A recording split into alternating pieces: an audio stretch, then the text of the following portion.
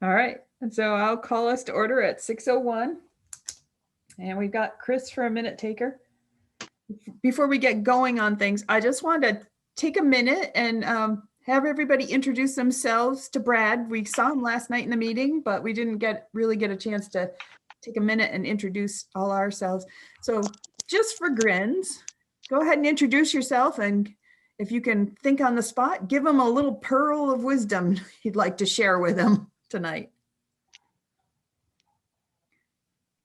I guess I'll start. I'm Dawn Griswold. We work together on the Mount Abraham board, and my pearl of wisdom would be always assume good intentions. Looks like Andrew, you're next. Hi, I'm Andrew from New Haven. Were you on the board before, Brad? On a board? I worked on the renovation committee a couple of years ago. And then I was on the old Mount Abe board for, I don't know, what was that? 6 months?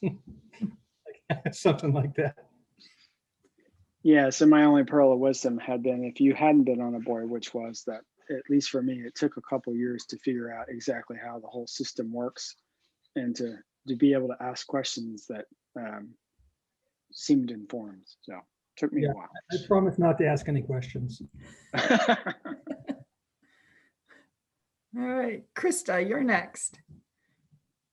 Hi, Brad. Nice to see you. I'm a rep from Bristol, and we've met before. And my pearl of wisdom is to have a good sense of humor. Yeah, right, exactly. Well, Hannah and Abby are pretty close, I think, too. All right, and Kevin. Hi, Kevin Hansen. I represent Bristol. And I'm not sure. I guess my pearl of wisdom would be try to be flexible, I guess. So. All right. Kevin, you're really a Starksboro guy, though. So. Well, yeah. My daughter dated somebody from Starksboro once in high school, and she picked on him one day about being in the Hicks, and I said, Lisa, I said, half those people planted in Starksboro, your ancestors. So that kind of gives her perspective. Steve. Hey, Brad.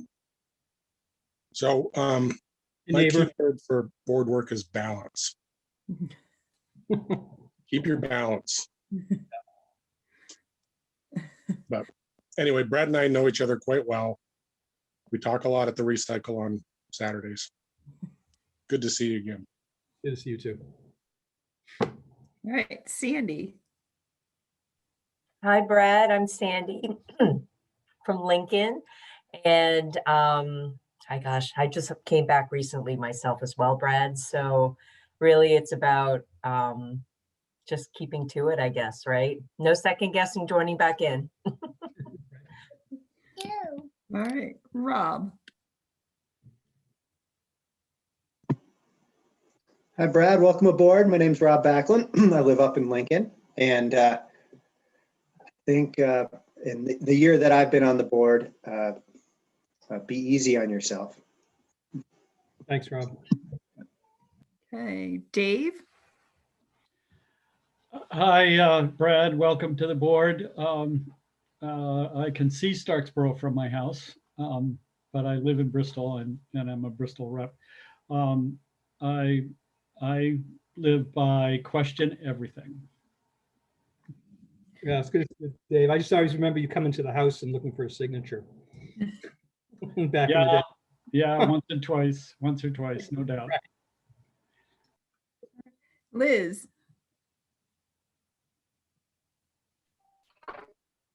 Hi, I think that my advice is to always step forward, or at least the main thing that I keep trying to focus on for me where I am right now is that to always step forward with a positive attitude, kind of that resiliency thing, and always noticing the connections and the ways we rely on each other. And I just try to remember that we're role models for the kids. they're looking to us, and we need to be what we hope they will grow into. So nice to meet you. All right. And Kristen, who's on the scene. Yeah, I'm on the scene if you need me to interview anybody. Brad, thank you for stepping up. And if you thought the fixing up Mount A building was controversial and whipped up a lot of energy, wait till you see this one, the new one, right? Consolidation possibly. But thank you for stepping up. And this is my 9th year on the board or 10th, I can't remember. And so part of mine is, still do your life. So as you can see, I'll be leaving this location shortly, but my daughter had a lacrosse game and my son still has a baseball game. So I'm going to be doing a remote location listening and leave shortly. But thank you again for stepping up. Thanks, Kristen. And then we have two members that are going to come in a little later. Maybe we'll have a chance to stop and say hello then. And our student reps are not here tonight either. So we're missing them as well. But Brad, did you want to say anything? No, obviously I'm a little bit overwhelmed by all the information, and I know that there's a steep learning curve. Yeah. And I know that there's my sense is there's a fairly interesting road ahead, and I think that one of the things that is the thing I'm good at is trying to stay with the program and have a pretty thick skin, so not to take things too personally. So I think that's going to be important as we move forward with some of the issues that confront us. All right. And it might be helpful for you, Brad, to know that we have the admin team, some of the admin team here with us. So I have Katrina. I think you might remember Katrina, but go ahead and say hello, Katrina. Hi, nice to see you again. Hi, I'm assistant superintendent. I've been in the district for 12 years. Moncton resident. Kids have gone through the schools. It's nice to see you. Thanks for stepping up. Thank you. And then we have Floyd. Hi, Brad. I'm Floyd. I'm the business manager. Welcome. Good luck, and don't hesitate to reach out if there's anything I can do to help at all. Appreciate that, Floyd. And then we have Susan. Hi, Brad. I'm Susan Brule, and I'm the Director of Student Support Services for the district pre-K through 12. And I also am a resident of New Haven, and I have 3 kids, 2 who have graduated and finished UVM, or one in the middle of UVM, and then my son will be a senior next year. Oh, welcome. Great. So he's in my daughter's class then. It must be, yes. And last but not least, we have Patrick. Hi, Brad. How you doing? Thanks for stepping up. Appreciate. Yeah, thanks, Patrick. Good to see you again. Yeah, you are spot on. It will. The word I choose to use frequently is interesting. It is and will be interesting. Yeah, I think there are a lot of adjectives you could use. That's a good neutral one that doesn't offend anybody. All right. So now we'll move along. Is there any public comment at this time? I see we have a few members of the public. If you want to raise your virtual hand, I'll call on you. If you want to have anything to say.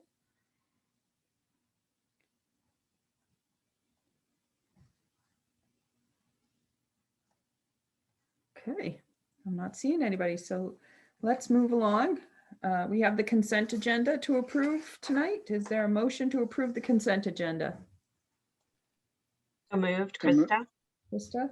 Second, Andrew. All right. All right. Just a reminder, we do the consent agenda all in one motion, and we don't usually discuss it, just it streamlines some of our process. So all those in favor of approving the consent agenda, please say aye. Aye. Aye. Aye. Okay, any opposed? Any abstentions? All right. Okay, so that's passed. John, could I just add for Brad, if he's not aware, if you did see something you wanted to discuss, you would just ask to pull it from the agenda prior to the motion. And then we would discuss it and then approve the remainder.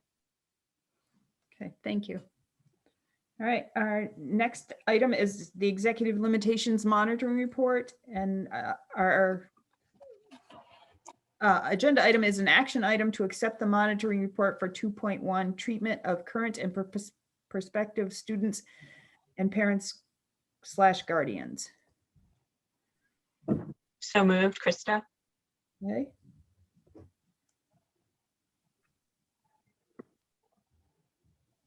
Steve, second. And Andrew. Steve, second. All right. Discussion. Some members did complete the worksheet. I have that, but if you want to go through what you noted on the worksheet and share it, I will attach the worksheets that I received to the monitoring report that will go on the Google Drive.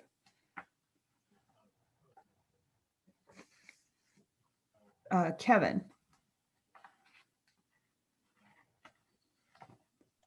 So I did make a couple comments. One is in regards to item 3. It talks about ADA accessibility, and the examples for evidence were capital projects to improve certain physical features, but I didn't really understand there to be a statement as to whether we're compliant with respect to physical barriers at all of the campuses or not. So I highlighted that.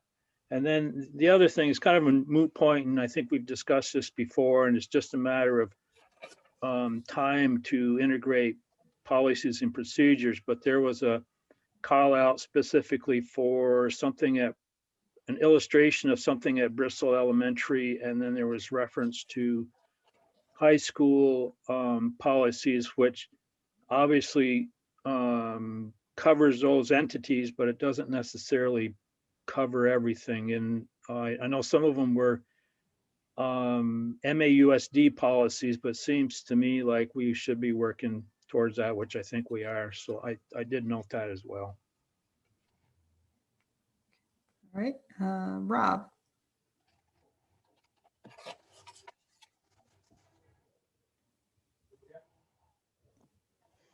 Yeah, thanks, Don. I did fill out part of a worksheet, and as I'm still wrapping my head around policy governance, I think this policy, at least the opening line, is really powerful in regards to when we emphasize social and emotional well-being of our students. And I'm not going to reference any specific incident, but just I think a procedure that I would like to learn a little bit more about.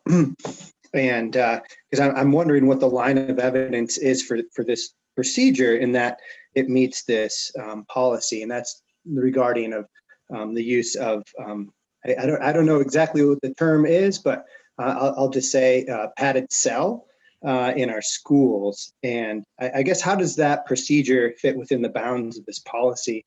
And Patrick, your interpretation of it,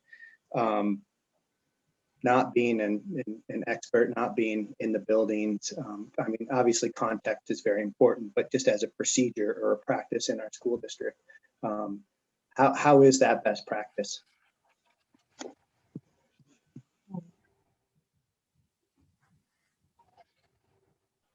Sorry about that. I had to find my cursor. It was on a different screen.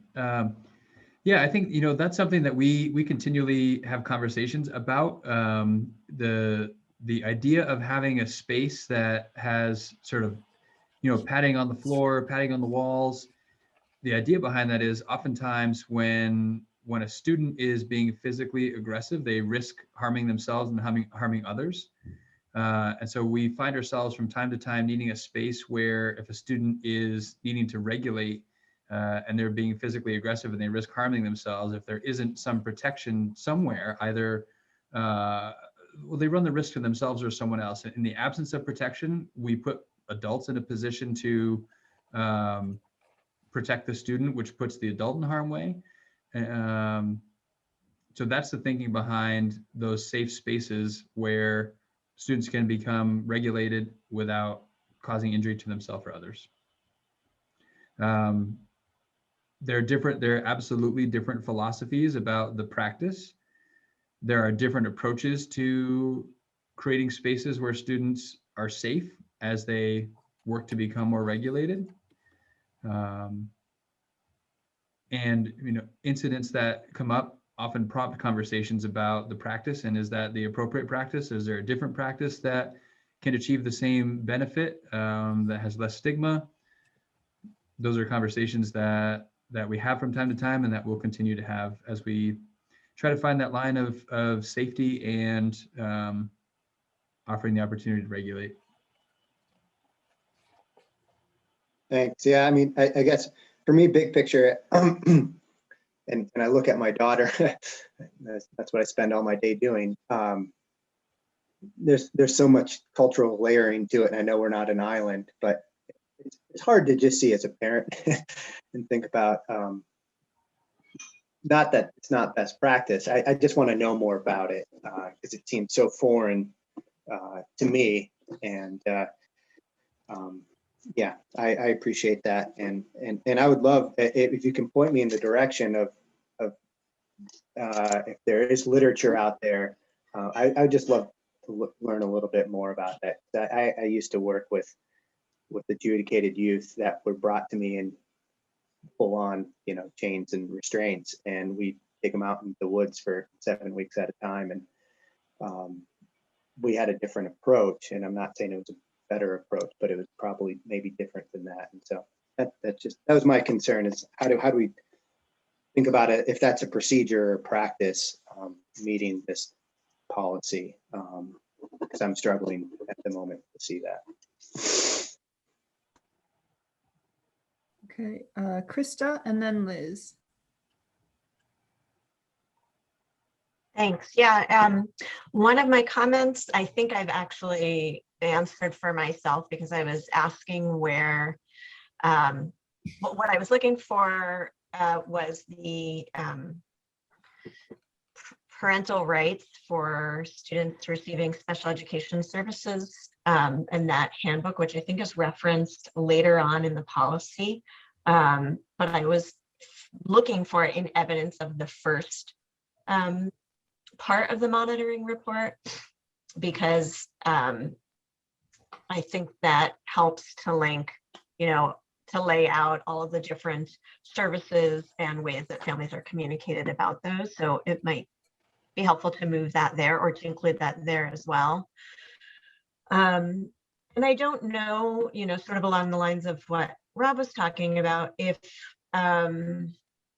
we might also consider as evidence any references to reporting we do as a district to the state around our support services and interventions for students, because I'm guessing there's some sort of reporting we're required to do, but helping us have context as a board, what is it we're required to report, and how does that align with other districts or best practices? That might also satisfy some of that questioning.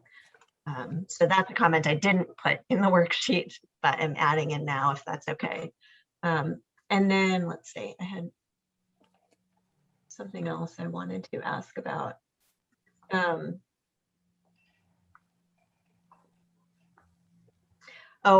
Related to what Kevin was talking about around accessibility. Yeah, I'd agree. I'd also like to see an expansion of, what we're currently doing and what we hope to do. It references a couple of things at Robinson, and I don't know if that's just meant to be, just one example in a sea of others, but I think there's other work to be done in Robinson in particular. So just like a status update on that would be helpful. And then the last comment I had, sorry, I'm bouncing back and forth between my notes and your report. I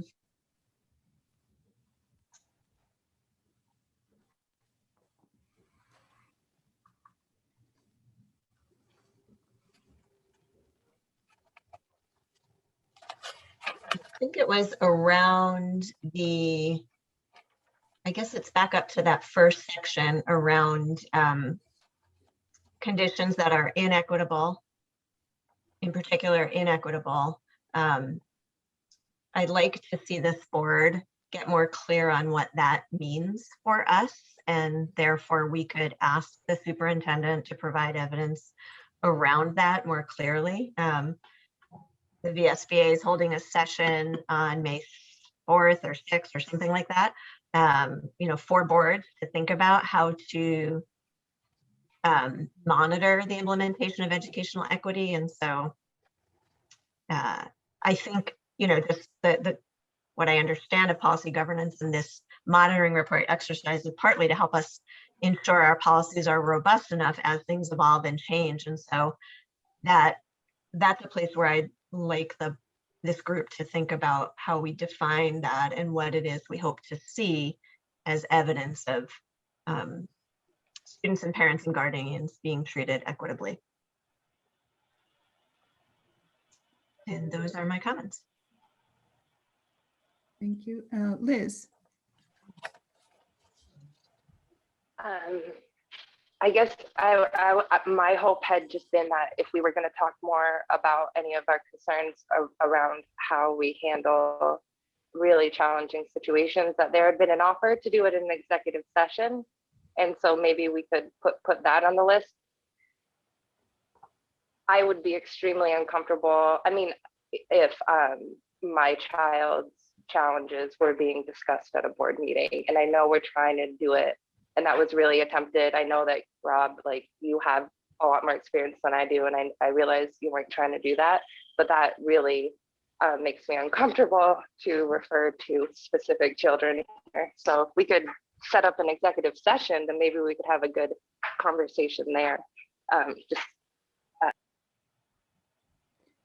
We have the ability to do that later on in the meeting, to go into an executive session to discuss the academic records or suspension or disciplinary discipline of students. So we can speak in general terms now about our processes, but anything specific should be held, as Liz said, for executive session. I see Kristen's hand up. Yeah, thanks. So, and I know it's very upsetting that some children become as upset as they do at school. And I work at 3 schools who have similar areas. And if we wanted to, we could have someone come in, and I'm sure Katrina could find someone who could do a training on us, maybe even at the retreat, about trauma-informed care. And then that would help explain the tears that occur and how the staff does that. So maybe that's something we could do at the retreat if that's something people have an interest in. Okay, thank you.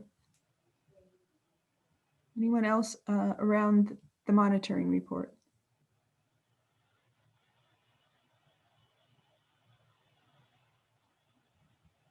Okay. So then I've got a couple of questions if you don't have any more. Based on the information provided, and I'll ask you to do a thumbs up, and I'm going to mark the thumbs up on this. Does the board find that the superintendent's interpretation is reasonable? If you are saying yes, please put your thumbs up now. Oh, Liz has got 1, 2, 3, 4, 5, 6, 7 yes, and no. Okay, so there's 1. Okay.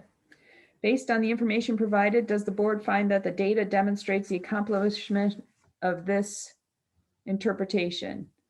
Yes, thumbs up. 1, 2, 3, 4, 5, 6. 6. No. Dawn, I think I should sort of abstain from this because I have no background. I just feel uncomfortable saying yes or no. Okay, all right, thank you. So I saw 2 no's. And? Dawn, can I change mine to abstaining as well? I feel like I'm kind of behind the curve. Okay. Only been in for a few months. So I'd rather abstain on that too. Thank you. Okay, all right. Okay, so that one, as a majority, we have a majority that say yes, it demonstrates. So based on that information, the motion is to accept the monitoring report.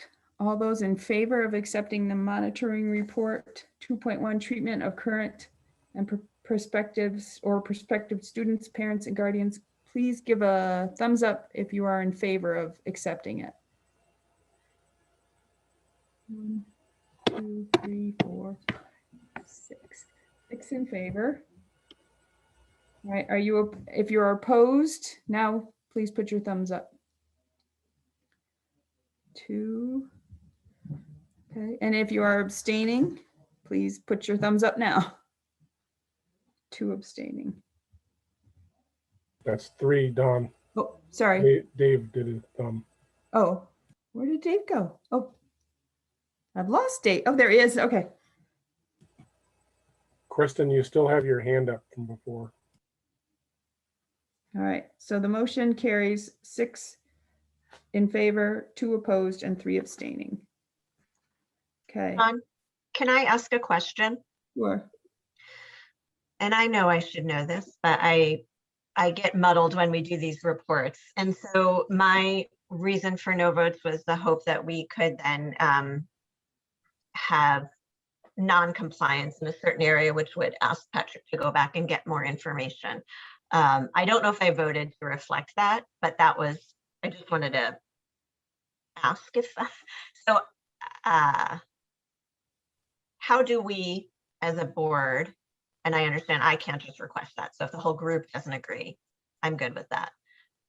But my vote was to reflect my desire to go back, to ask Patrick to go back for more information. Did I vote in that direction, or is that, I'm just looking for clarity. Well, again, I know I should know this, but since Patrick reported compliance and I'm feeling like we may not be because there's a lack of data, I just want to better understand how to vote to reflect that.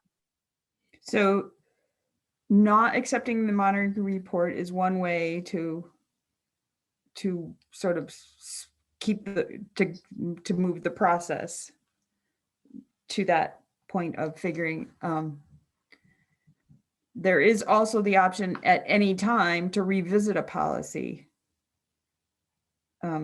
Just we'd have to plan for it. I mean, it's not something like we can say, hey, next month we're going to talk about this because we already have built that agenda. So we have the right at any time, but again, it has to be a majority to do that kind of thing. And right now, the way everything came out with the votes, people accept the monitoring report. I think Patrick clearly has heard the feedback, and the notes will be attached to the official board response. All the notes that were filled out on the worksheet will be attached. So I don't know his process, but I imagine he revisits the last monitoring report and looks at all this as he goes ahead. And that's sort of the difference, right? So if the monitoring report is not accepted, then the expectation is that I take this feedback and immediately make changes to the monitoring report and resubmit it for board approval. If the monitoring report is accepted as it was, and there are comments about improvements for future monitoring reports, then I look back to the notes when I'm writing this monitoring report for next year, and I work to include or reflect the comments that were made from tonight. Again, where I can, and it does get a little tricky because an individual board member making comments doesn't necessarily direct me to make change, but I always take it into consideration. And if it makes sense to me and I understand it, sometimes that's the trick, sometimes the notes lack some specificity that might be needed to help me really nail what it is that seemed to be missing. But I always read those and do my best to try and accommodate where I can when there seemed to be something missing. I appreciate that. And the only other piece, it sounds like work that could be done would be on our part as far as the policy itself and what I was mentioning around, equity, for example, and where, Don, does that go into our hopper? And also just, again, I'm just one person, but where do we, if we decide as a board, we want to look at any part of this policy more closely, because they really do steer the work, and I just want to understand how we.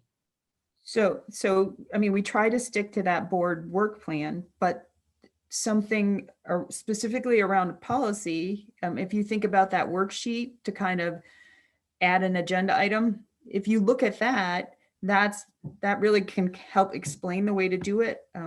This is a policy issue, and, updating the equity language was done before, but maybe it's time to do it again. So you could request an agenda item specific to the policy and updating it. And then that sort of initiates the board conversation where we get to talk about, what do we need to add to get it to say what we want? That's where we tweak things, not telling Patrick, do this, this, and this, but this is what we want. This is what we want to guide you, and being really clear in that. So we could add an item to revisit the policy and consider updating the language or changing the language through a discussion that way. Got it. Thank you. Sure. Steve? Actually, Dave was first. Oh, okay. Dave. So thanks for those comments, Krista. So I abstain because partly because I didn't do as much homework as I probably should have, and I'm much more of a numbers guy. I think identifying ends with regard to equity and social emotional learning is extraordinarily difficult. And if I was participating in a discussion about what ends or what evidence did we want to have the superintendent provide that was going to demonstrate ends that were satisfactory, that would be an extraordinarily difficult process.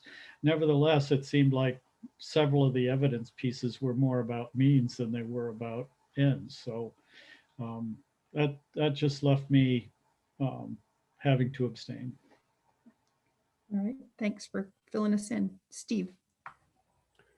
Yeah, my only point was that we can also make a motion in the middle of this process to amend the monitoring report, or to amend the motion to show non-compliance. That an amendment motion could have been made in the middle of this process. Yep. If you felt strongly enough about it, we could have had a vote on whether or not to report non-compliance. Okay. I think just from a process perspective, the board can't note non-compliance on a superintendent's monitoring report. I have to say compliant or not compliant. The board can reject the monitoring report. Right. They cannot say there's insufficient evidence or the interpretation wasn't appropriate, and direct me to bring a new interpretation, or direct me to bring additional evidence, and can give me some ideas about what that evidence might be. Or the board can change the policy, but the board can't say compliant or not compliant. That's what I have to do, and that's my responsibility on these ones. Yeah. And Susan Mogensen used to say they're like the ropes you use to move the rudder on the ship. We pull on the policy with the ropes, by changing the wording, making it wider, narrower, whatever, more descriptive. That's where we have the ropes to change what our piece of it. So, all right. Yeah, I'll keep moving along. Next is update on the financial report, and that was included in your packet. Any questions? Dave, is your hand up from before, or is that a new hand? From before. Oh, okay. Any questions regarding the financial report?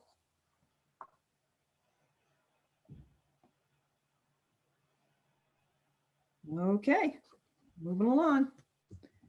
Next is an update on the ESSER funds. Oh, wait, now I see some hands. Is this on ESSER funds or on the financial report? On the financial report. Financial. Okay, so Rob, go ahead. Sorry, I was just trying to pull it up. Thanks again, Floyd. One second here. I thought I had it where I wanted it, and I didn't. I'm trying to get the right page.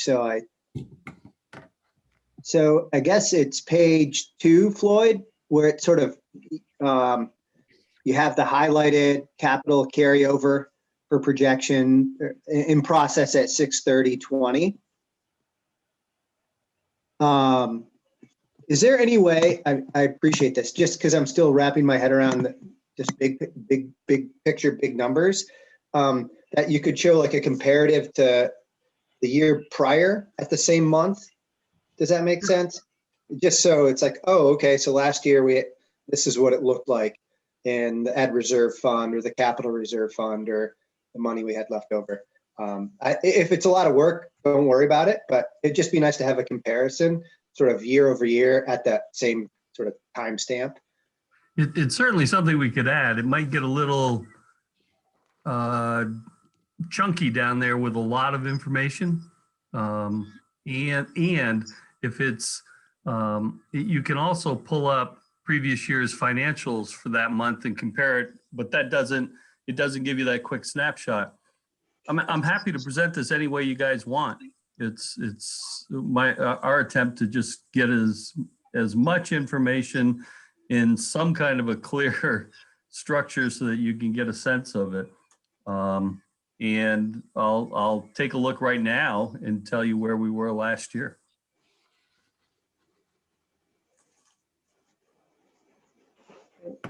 Well, he's checking. We'll go to see what Dave has to say. Thank you. So it seems to me, looking this over, Floyd, that we seem to be in pretty good shape. Am I missing something? No, I think we're where we should be.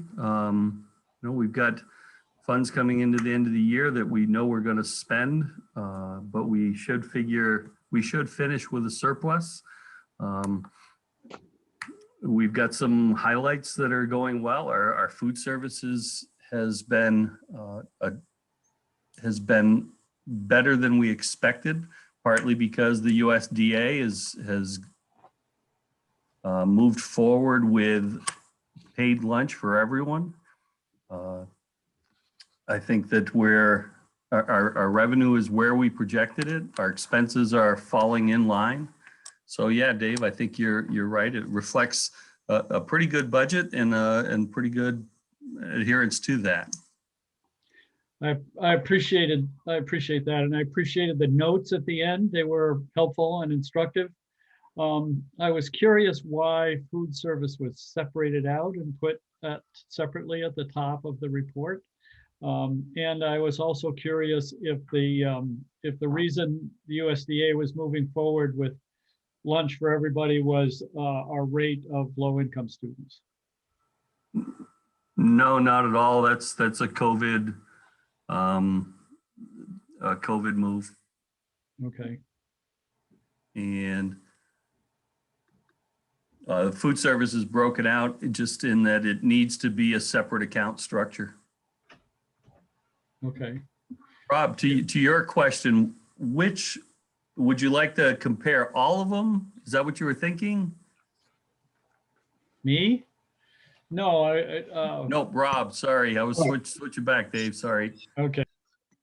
No, I'm sorry, Floyd, I can be a little more specific now that I have it pulled up and I can move my Zoom over here. Sure.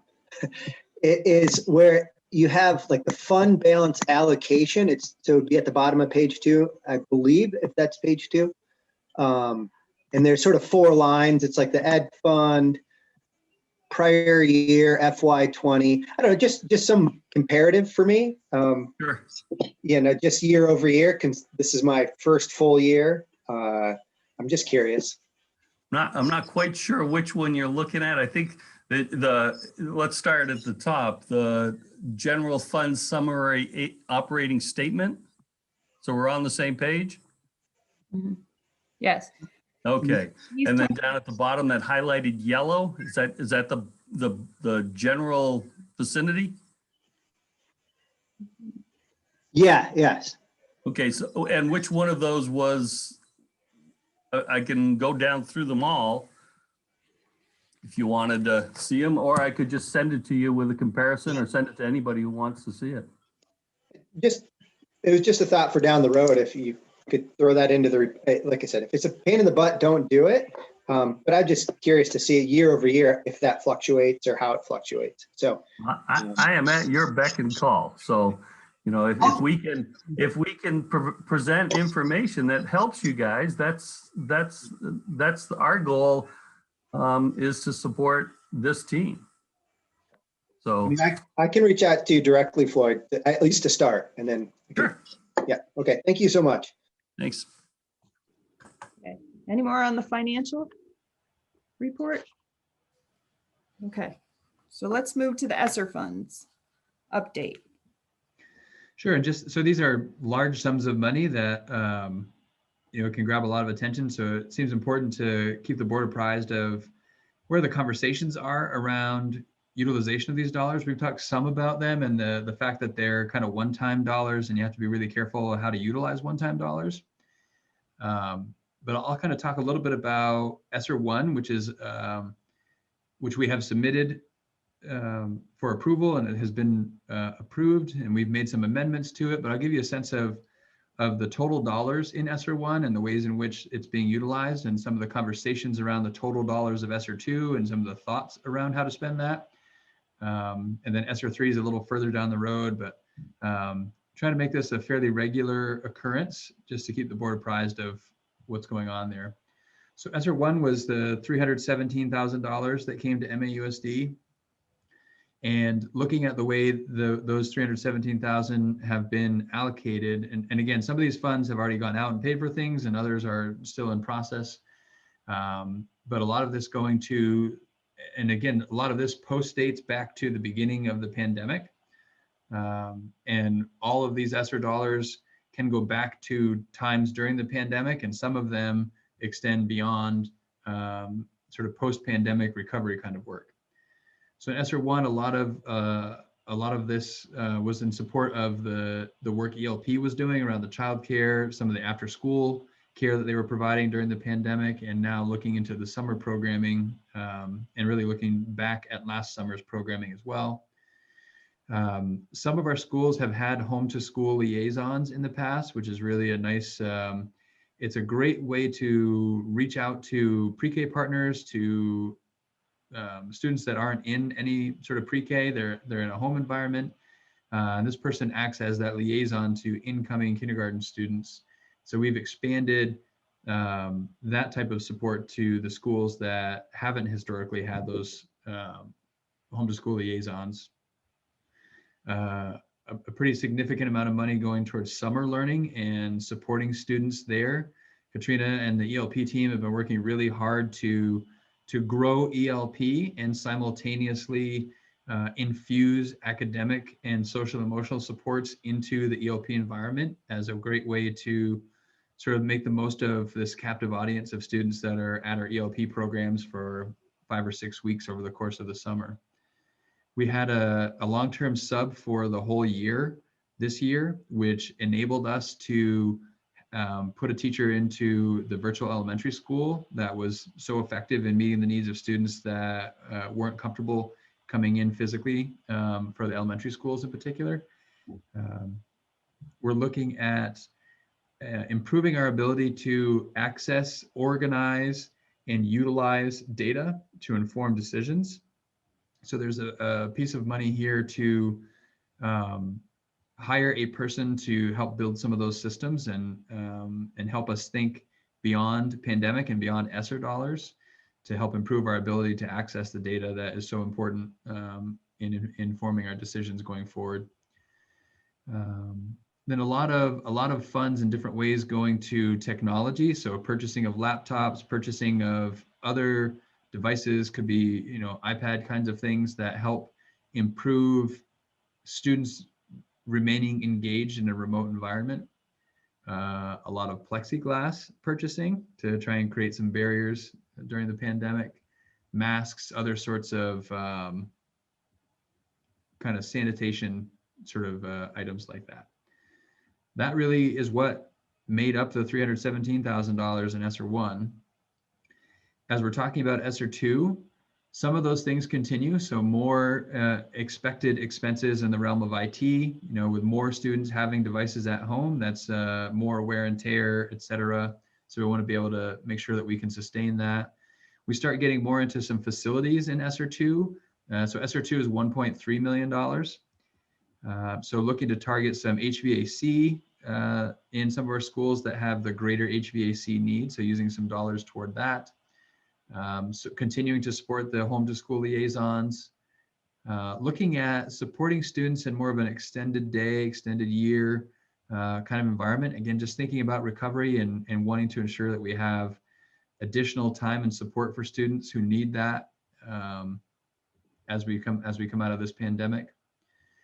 Looking again for ways to help support distancing and things along those lines, which might include outdoor classroom space, outdoor eating space, some improvements to some of even thinking some of the bleachers in some of the schools that can help support distancing if there's greater capacity.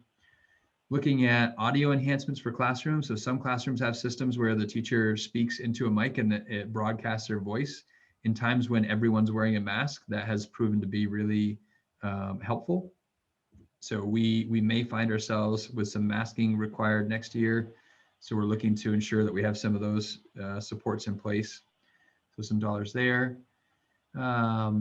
Looking at ways that we can utilize special education staffing more flexibly, not unlike what Act 173 is promoting, but Act 173 isn't in place yet. So there are a lot of strings attached to federal funds and eligible special education time versus ineligible time. So looking to allocate a fair bit of funds to create some flexibility so that we don't have some of the hurdles around ensuring that, you know, special education staff are working with a proper percentage of students on IEPs so that their time becomes eligible and so that we get the funds that we expect to get. We can use some ESSER funds perhaps to basically purchase flexibility in how we utilize our staffing to better position ourselves to meet a range of student needs as we emerge from the pandemic.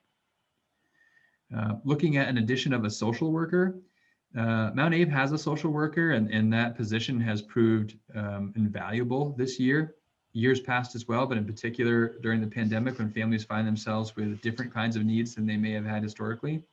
So we're looking to grow that kind of support for families, right? So thinking there's certainly a student benefit, but a little bit more holistically getting out into homes and supporting families in ways that they need it. A social worker can do that in ways that other positions in school districts struggle to do. So looking to fund a 1.0 edition of a social worker. And then, you know, these funds can sustain that. We're looking at probably for the next 3 years. And then in that time, we can evaluate the efficacy of positions like that and consider either that position has to go as the funds go away, or we determine that's a tremendously valuable position and we have to find a way to build that into budgets going forward, which, as we know, will be tricky to add positions because that's going to mean another FTE somewhere else would have to be reduced to account for that. But at least we have a few years on the ESSER dollars to see the value that that position may bring. Again, more sanitation, outdoor classroom seating, et cetera, software, looking at some summer curriculum work.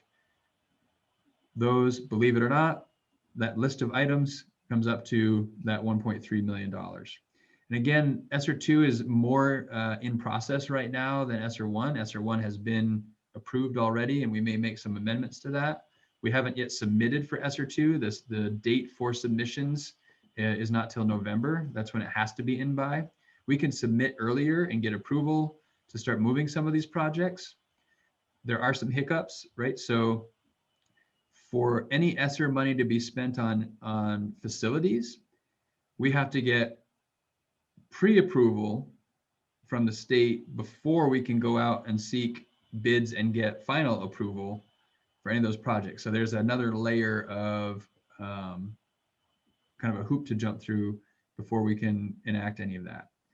One of the greatest challenges in any positions we're looking to add and in any facilities work is we aren't the only district in Vermont that's getting a lot of money to do these things with. the demand for certain positions and the demand for certain contractors is going to skyrocket. And that's going to make it challenging. Even if we know the project's approved and we have the money and it's all good, we need somebody to actually do the work. And where we land in the hopper of getting people lined up to do the work is going to determine at least when, if not if, that can happen. There's not a great deal of clarity right now, unless Floyd has more, around what if it takes 2 or 3 years to even start a project because of where we fall in line of the work contractors are getting. I don't know what that looks like yet. Anything to add to that, Floyd?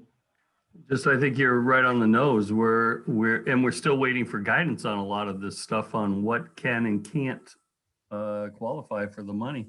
I think it's going to be a pretty tight funnel with a pretty hard pinch point as we go forward across the state, heck, across the whole New England region. It's not like we can go get contractors from New Hampshire, because New Hampshire has the same money coming to their schools to help with their HVAC issues, for example. So it's going to be a challenge to funnel this through and to be able to pick projects that have capacity to be accomplished. And then just briefly, ESSER 3 is $2.9 million. Right now, the work in ESSER 3 is really sustaining some of the things I've talked about in either ESSER 1 or ESSER 2 or both.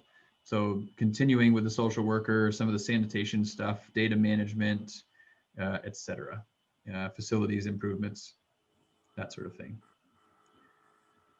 So that's where we are today, at least on ESSER. Question, Krista. Yeah, thanks, Patrick. So I was wondering if you could share with us your process as far as figuring out how to use this sum of money, and also if you're aware of how other districts are trying to figure out how to use their monies, what sort of input you're getting across the organization to help inform what you choose to focus on. So yeah, the process is it's definitely an iterative process. So a number of individual conversations. We meet regularly as a central office team to talk about needs and ways we can support that. And those conversations are influenced by a lot of individual conversations we're having with folks at the building levels. Could include conversations with classroom teachers that are expressing need, building principals, coaches, coordinators, a range of different ideas, but that sort of comes to a head with our central office team. We're also having conversations regionally. Susan, Floyd, Katrina are all in close conversations with their colleagues throughout the Champlain Valley, as I am with superintendents. So there's sort of there's the regional conversations, there are district conversations, there are more local conversations at schools.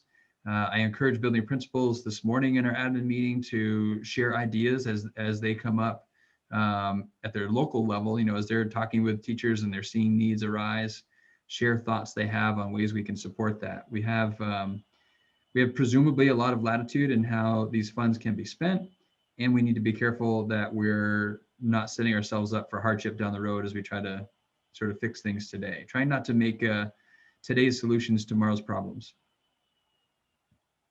Okay, and then I see Dave and then Kevin.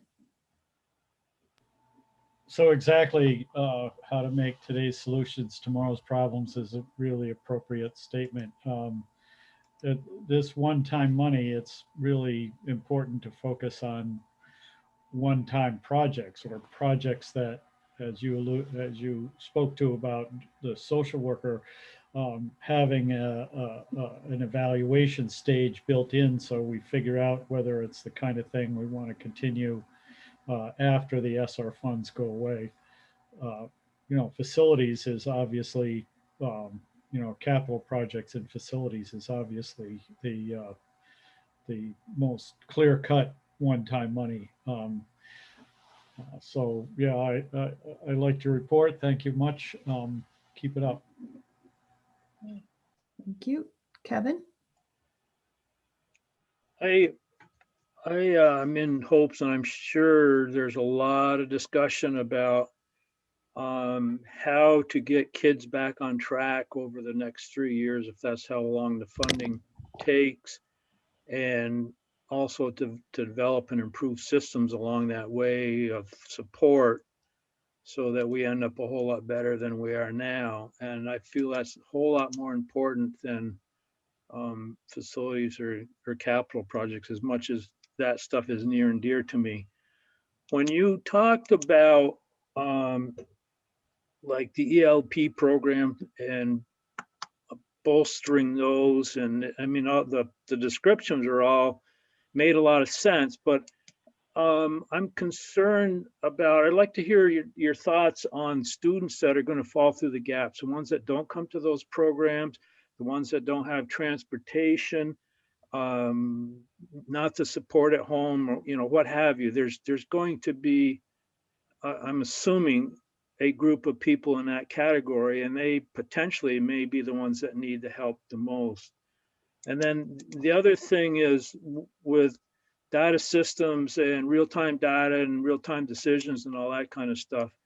I'm assuming, and I'd like to, I guess I'm assuming that you're not going to end up with a burdensome system for everybody to keep track of stuff, which is it's kind of a double-edged sword. That's Goal is the sometimes with opposite. that sort of stuff.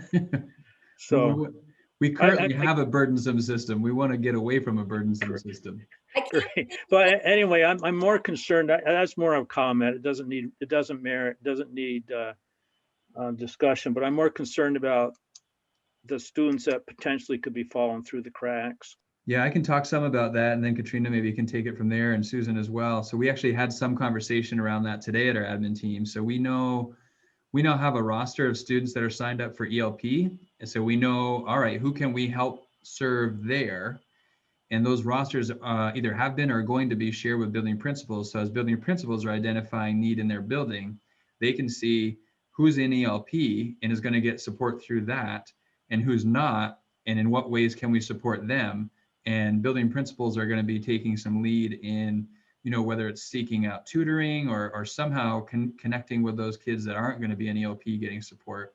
And beyond that, ELP runs for 5 or 6 weeks of the summer, depending on which program they're in or how old the kids are. There are a few other weeks in the summer that we're aware that there may be some need. So we've started conversations about how might we partner with our local rec clubs, or like what kinds of partnerships can we form, or what kinds of partnerships do we already have that we can enhance to try and help bridge the other weeks of the summer that ELP and these other supports that we're putting in place might not meet. So those are all the kinds of conversations we're having right now to try and figure out how to support everyone who needs support for as much of the summer as we can get them that support for.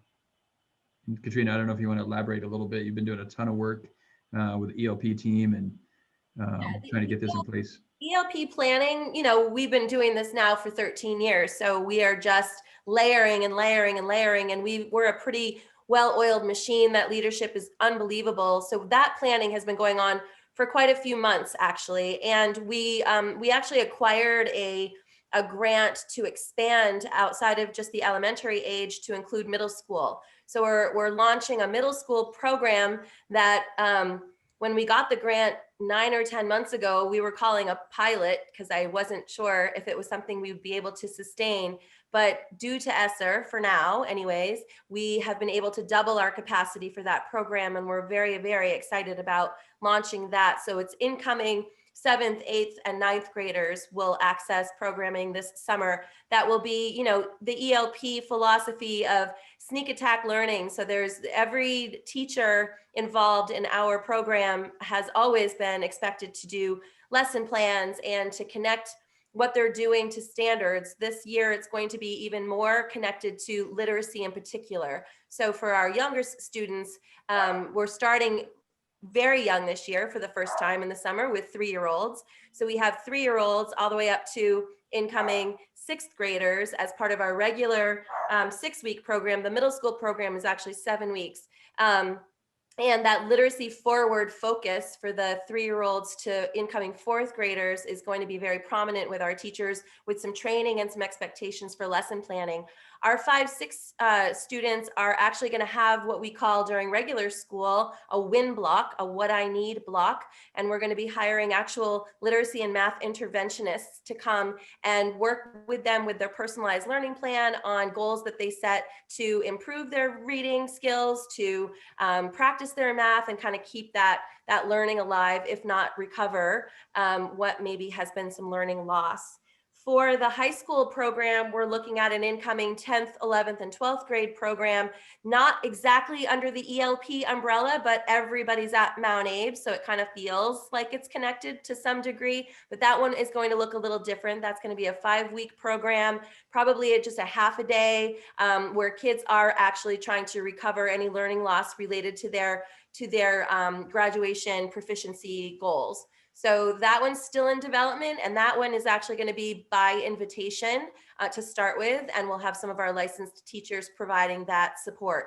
So we really took the approach of looking at our most potentially vulnerable soon-to-be graduates and worked our way down, keeping the support at every level, but really putting it on pretty heavily from 12th grade all the way down to age 3. It's going to be a pretty fantastic program. Right now, enrollment is bigger than 4 of our schools. So it's pretty impressive, and our staff is coming together and training is coming together. It's going to be pretty great. But to Patrick's point, it's not everybody, or to Kevin's point, it's not everybody. So looking at those rosters school by school with principals and school counselors is where we are now, to see where there might be some gaps, and then what funding might we be able to now redeploy to school-based academic tutoring programs where the building itself might be more accessible to families, and it would be free to families. The ELP program, while it's extremely affordable and it does work on a sliding scale for families, and we do have scholarship programs, it still does come with an expense and a commitment. So we're working on sort of this individualized opportunity at the other 5 elementary schools. That is just starting. We knew we set aside the money, but the planning of it, to also, to your point, Kevin, that's why you made me laugh so hard. With every one of these ideas comes hours and hours and hours worth of planning, coordination, leadership, and we're not hiring a lot of extra people to do that. So it's falling on the same people who are continuing to do their regular jobs to kind of figure this out. And I'm excited because we've got great people, and I know the program's going to be, all the programs that we offer are going to be amazing. We're also stocking some of the ESSER funds aside because we also know some kids will not want to engage this summer, right? So as much as we make it pretty and sneak attack learning and whatever we do to incentivize it, there's the people will want a break. And so we are trying to put some money aside to help support school year once we get up and running again in the fall. So we have more robust after school programming, some intervention flexibility potentially, especially for the upper grades. So it's a lot, but it's where my focus certainly is. So again, Kevin, to your point, they talk about facilities and I go, I'm just working on my teaching list and all of the things I want to provide our kids educationally, which I know both are important, but we have to make sure that we have that balance. I think that's it. We're using the PLP process also, which is pretty exciting for grades 5, actually all the way up through grade 12, so that there's that connection to school year. So when the kids come back from their summer programs, they will have this evidence and this potentially opportunity to exhibit to their advisors, to their peers, to their teachers, what they worked on over the summer. So we hope to instill in them that enthusiasm for, this was a big investment for me over the summer. This is what I worked on. Here's my project. So from a social emotional learning standpoint, in addition to the academics, I mean, I'm going to invite you all to everything that we do. We've got some culminating theater events. We've got lots of other things, but these exhibitions are also an area of growth for us in ELP that we're pretty excited about as well. Susan, do you want to talk about how special education kind of dovetails with the ELP program and also the students that aren't in ELP that are in need?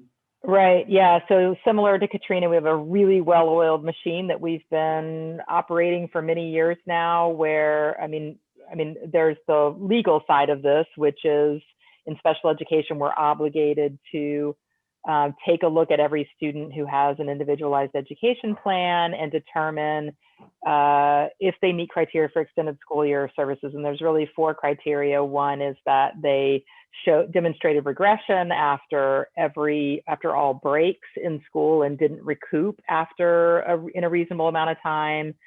They didn't meet reasonably set goals. They have a severe disability in which we have a window of time in which to address an issue that they're dealing with at the moment. The last one's around high school kids in particular, around whether or not they need more time to work on transition goals. So those are the 4 criteria. We have, for many years now, embedded our staff with ELP, with the idea that that was one-stop shopping for families, that I can drop off my child in the morning and there's this rich, wonderful expanded learning program that my child's going to be able to take advantage of. And they also have some IEP services that need to be met over the summer. And so our staff are there and they can take them at a time that works for the child to receive those services.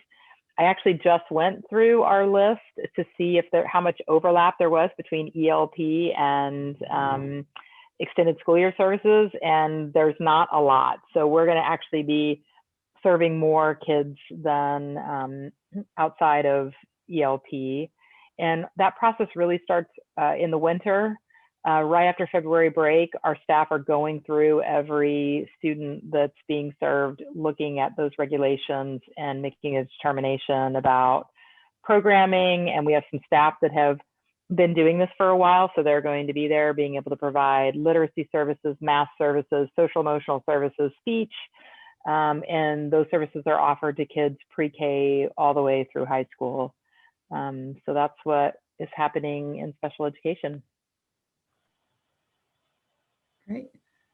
I think all of that gives you a taste of the work involved in trying to understand and then meet student needs. And it is remarkable, to see it in action and to, visit ELP and understand the work that's going. It's really good stuff.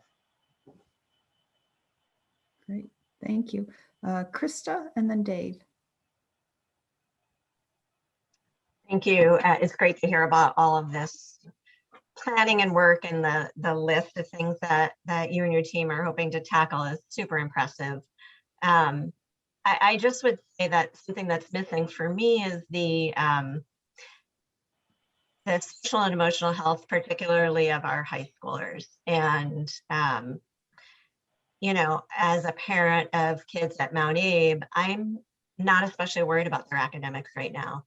I'm really worried about how their mental health is, and I don't think I'm alone. And I'm just wondering what sort of, in addition to taking the pulse of where our kids are academically, what pulse taking is happening for kids who on the surface might seem like they're not going to fall through the cracks, but are really struggling.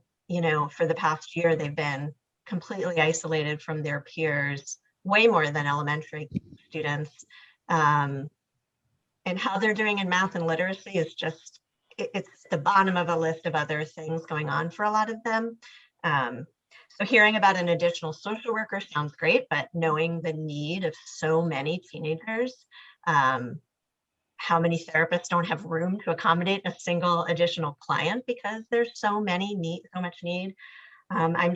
I'm just concerned that we're going to have so much focus on some of that other hugely important work, but miss what I see as a glaring need. And I'm just wondering, I guess my question is, how are we identifying those gaps? And then I also just have a comment, which is that, this is all just my own opinion of what we should focus our money on. And I know we all have different opinions of what we should focus our money on, or this relief money on. And I'm just thinking that similar to our facilities planning process, ensuring, I know ESSER 1 is sort of that train's left the station, and ESSER 2 is in process, but ESSER 3 is the largest chunk, and it's not as imminent. And I would really encourage you, Patrick, to find ways to build a process that includes a way to link to our strategic plan that is available for the board to see, that we can get a better handle on how you're planning around that money is going to directly link to all of those different goals in the strategic plan, and how you've invited input from a variety of members of the educational community in a way we really can kind of like is credible. That would give me as a parent more confidence in knowing that you've thought about the thing that's most important to me, and that you have a good reason for why or why not you're pursuing a particular approach. Because I think at the end of the day, you know, really, again, lots of folks know there's money out there. Everybody has their pet project. And we all have different insight into what kids might need. And so let us behind the screen a little bit to see what that process is going to look like. And then also really consider the mental health of our students in what you plan to do with that money. Dave? So I was really impressed with the comments that Kevin and Krista just came forward with, and the effort that the district is putting forward and the means that they are using to deal with these are children who are struggling and quote falling through the cracks. How do we measure that? I mean, we've heard a lot about the effort that's going forward and maybe the money that's being spent. But how many kids needed disciplinary action this year versus last year? Or how many kids, I don't know, how do we measure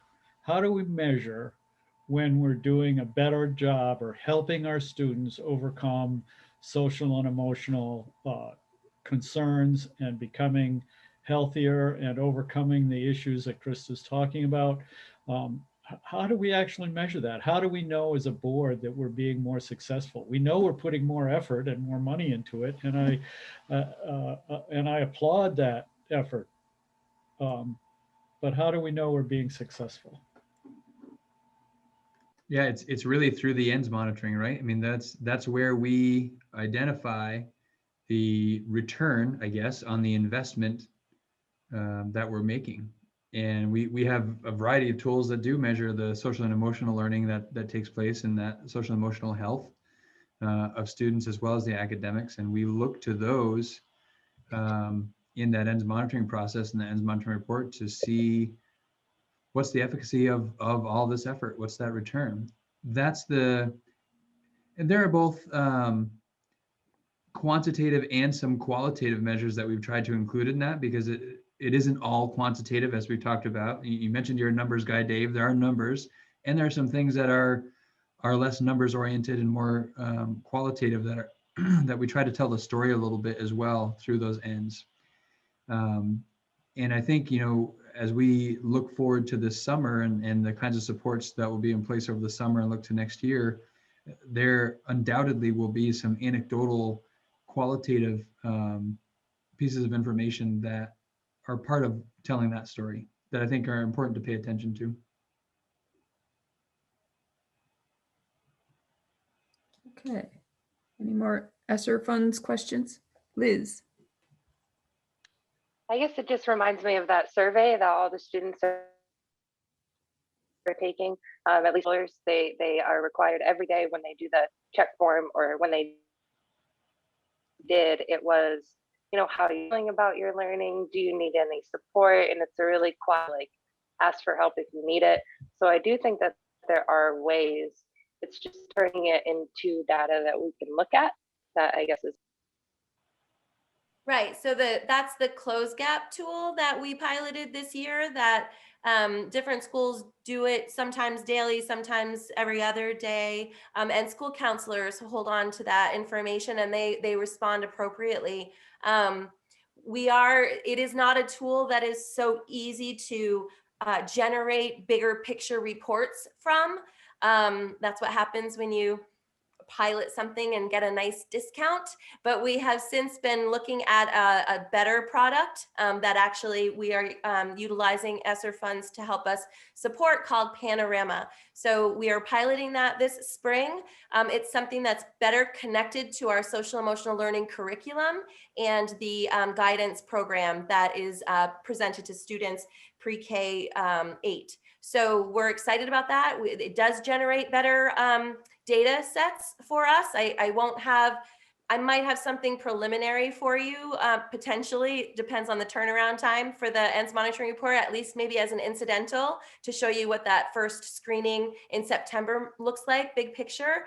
But we're excited to try this program, and in meeting with other leaders across the region just today, there are many districts who have never used social emotional learning screeners before, and that is not new to us. We're just trying to find the right tool that better connects to the types of instruction and intervention that we then can respond with when we see a particular type of trend or data set. So it was encouraging to be able to talk to groups from other districts about what we're doing and also hearing what they're doing. So I'm hopeful that we'll have easier ways to show you how kids are either self-reporting or are being evaluated by their closest teachers. But in terms of other data sets that we use, to Dave's point, I mean, we use office discipline referrals, we use nurses visits, we use all of our EST plans, our 504 plan work, our IEP work, all of the CSAT counseling connections that happen for kids. So there is a lot of data. It's just a matter of how to package it for you in a way that responds to the interpretation of the ENDS policy and shows you, to Krista's point, that connection to what we're striving for in the strategic plan. And Katrina just alluded to a process point that we touched on briefly earlier. So today for an hour, Susan, Katrina, and I were in a regional meeting where all of the superintendents, curriculum leaders, and special ed directors from the Champlain Valley region met together to talk about ideas we have for the recovery planning and where that thinking is around ways in which we can support students. So those are informative, and that's an example of that regional conversation that's again an iterative process. All right. Before we move down to the board management and governance, we had our two members who were coming in. I just want to give them a chance to say hello. Sarah's, do you want to say hello? Brad's joining us for his official first regular meeting. Hi, Brad. And Annie. Hi, Brad. All right. All right, our next, under board management and governance, our next item is an action item to accept the monitoring report for 3.3 delegation to the superintendent, and that was included in your packet.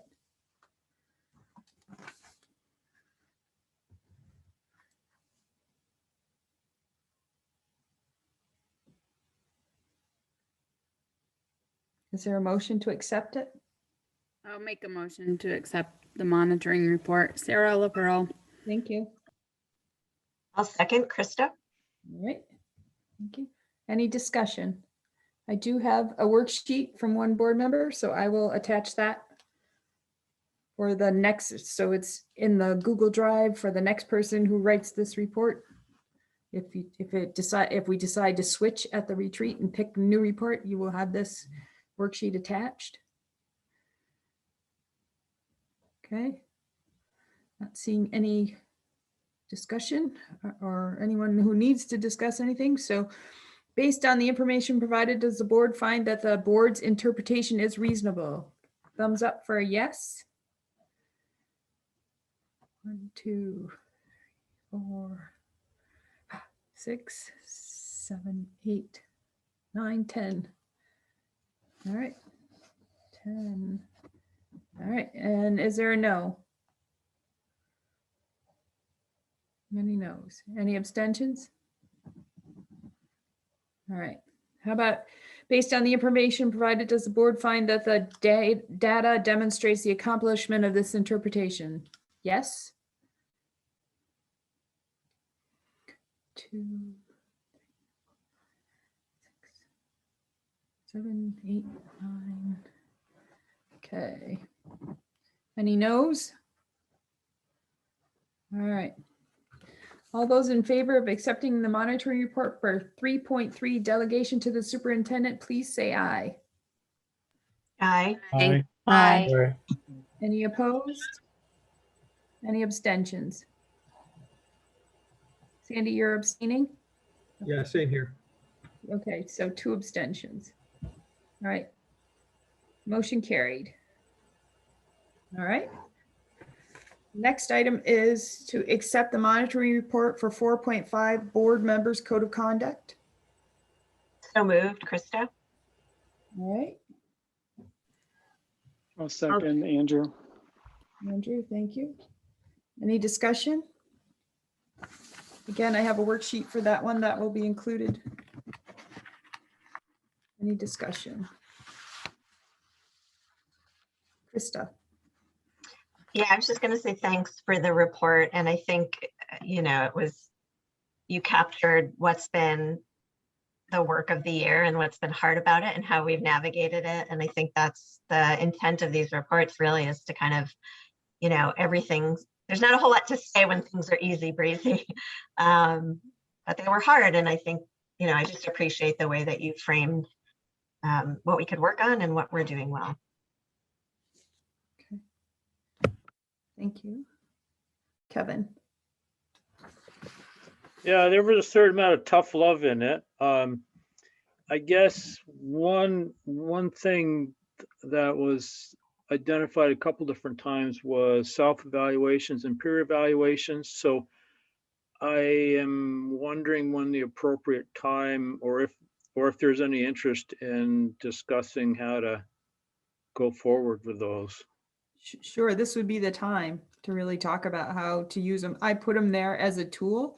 If you all don't think that this is a sort of a plan, then we should be talking about it, and you should direct me to go back and make a new plan. But this is my observation and my attempt at providing a way to improve.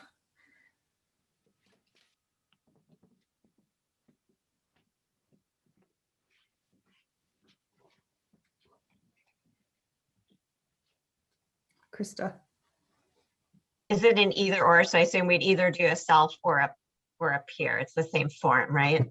It is the same form. We could choose, to say, I think you mentioned this, like at the retreat, this would be a really great tool to have if we were working in a small group, and to use that with each other and sort of develop a relationship individually with someone as we work through stuff. It could be helpful in that way to use a peer evaluation. In my mind, I thought the self-evaluation could be used, after a tough meeting, if you went back and you look through things, and maybe that would give you some thoughts to, okay, maybe I can improve by working on this next time, or maybe I need to, maybe I'm okay on this, but I'm not on that, or I don't know. Some way to reflect on your own actions. Yeah, I like the idea of doing something with a partner or couple of other folks at the retreat if we have time allotted to do that, and especially if we paired new and more seasoned folks together, it could be a opportunity to, I don't know, mentoring or whatnot. Right. Well, without having those in-person meetings, we really have lost that ability to check in with each other ahead of the meeting. Where we used to get, a few of us would get there early, we'd check in and see how everybody was doing, and we're not having that chance because, we come to this meeting and we get going, and so it was just an attempt. Like I said, if you all don't think that that's the path to go down, speak up, and, I can go back and brainstorm some other ideas. Kevin? I think peer evaluations could be beneficial. I guess one thing I'm thinking about is timing of all this. whether it's done annually, quarterly, semi-annually, or weekly, you know. The importance of a peer evaluation is you all of a sudden get feedback that's not biased from your own perspective, you know. You may think you're doing just great things and there's something that's not obvious to you. So, you know, I'm intrigued with the peer evaluation aspect.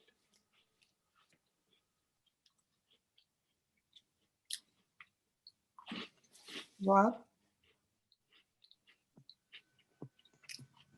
Yeah, just with background of as an outdoor educator, I mean, feedback can be huge for growth, both I think as individuals and as a board as a whole, moving forward. Yeah, I agree with Kevin. I think peer feedback can be really powerful. Something that's important to consider with feedback is timeliness too. So if it's a piece of feedback that, you know, 6 months later that someone were to provide to somebody, that time lapse doesn't fit necessarily maybe what that, if it's specific feedback, what that, you know, feedback would be. So yeah, I mean, I think we all have room to grow as individuals and as a board. And, you know, I think sometimes I completely agree with Kevin. Like I welcome feedback, and it's nice when it can be maybe in a formal format, but not necessarily a formal setting also. And that's what's been really hard being on this board for years. I don't have any necessarily personal relationship with anybody because I haven't necessarily met anybody except for at the retreat, which was, you know, at 6 feet at best. So one of these days I look forward to meeting with folks in real life and not in the 2D. But I do think moving forward, especially as we continue to have challenging conversations and approaching really difficult decisions, you know, feedback's really important for us to both grow as board members and individually and as a board. So I haven't had a great chance to read the tool, Dawn, but I think it's a worthy attempt and something we should give a try. Cool. All right, Kristen? Yeah, I'm back from an undisclosed location at Mount Abe, but behind a tree. But yeah, I mean, I think it is weird that we haven't been able to meet each other, because some of the best conversations you have are in the hallway or while you're going to, well, walking to the bathroom or whatever. And that's something that we haven't done. But I also don't want being on the board to be like group therapy. So if we could have something in the middle of, you know, that and sort of something that would be helpful at meetings, you know, such as the question I asked the gentleman who came and presented 2 meetings ago. You know, and I think this meeting has been great for not having too many positional discussions and dig-ins and things. I mean, I guess none of the topics have really done that, but just also creating tools in the meetings to keep things moving along and productive. So that would be great too, but I guess that's a different report.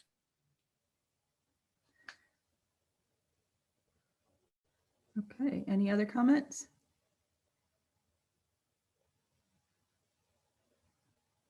So I'm thinking about the frequency of trying these. I think the individual evaluations can happen every time, anytime kind of thing, but maybe we could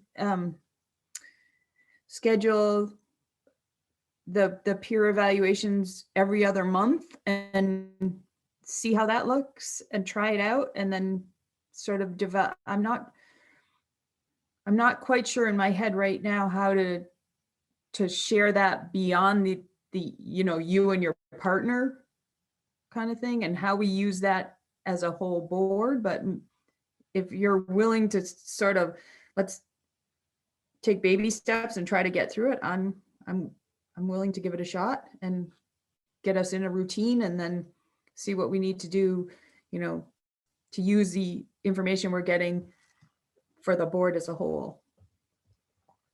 Steve? would it be possible to set up just some kind of a a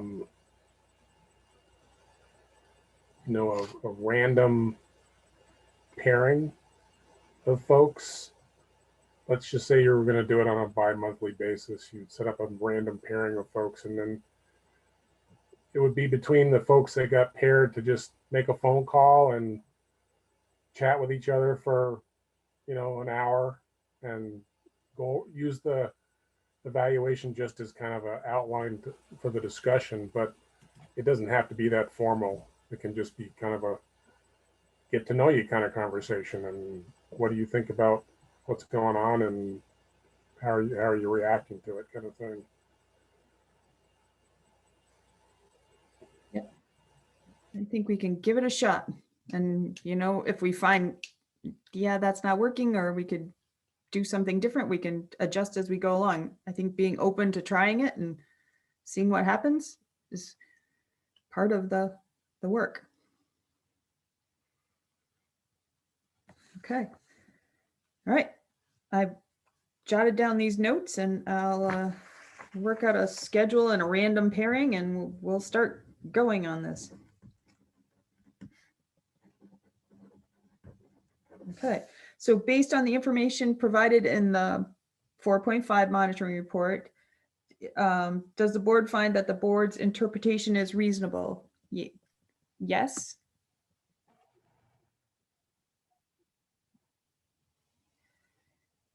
Four, 5, 6, 7, 8, 9, 10. All right.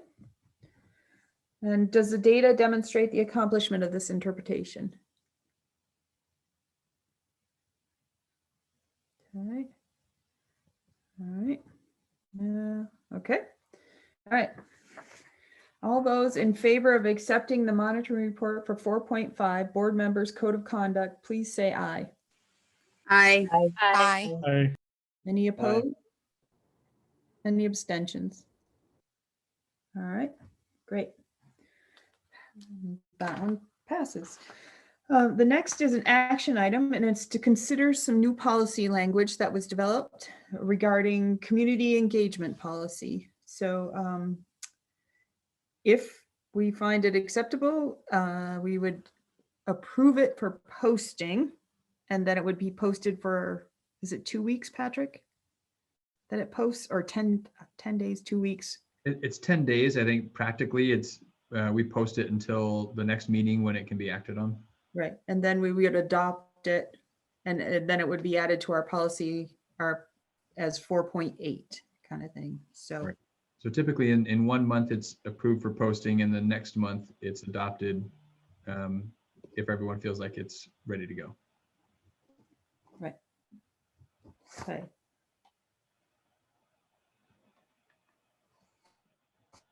So we'll need a motion to get started.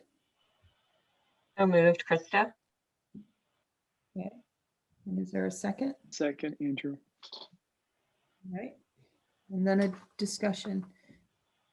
Krista, Kevin did make some comments, and I'm not sure if you were copied on that. Did you get copied on Kevin's comments? I did, Okay. and maybe so the version that everyone can see does not have Kevin's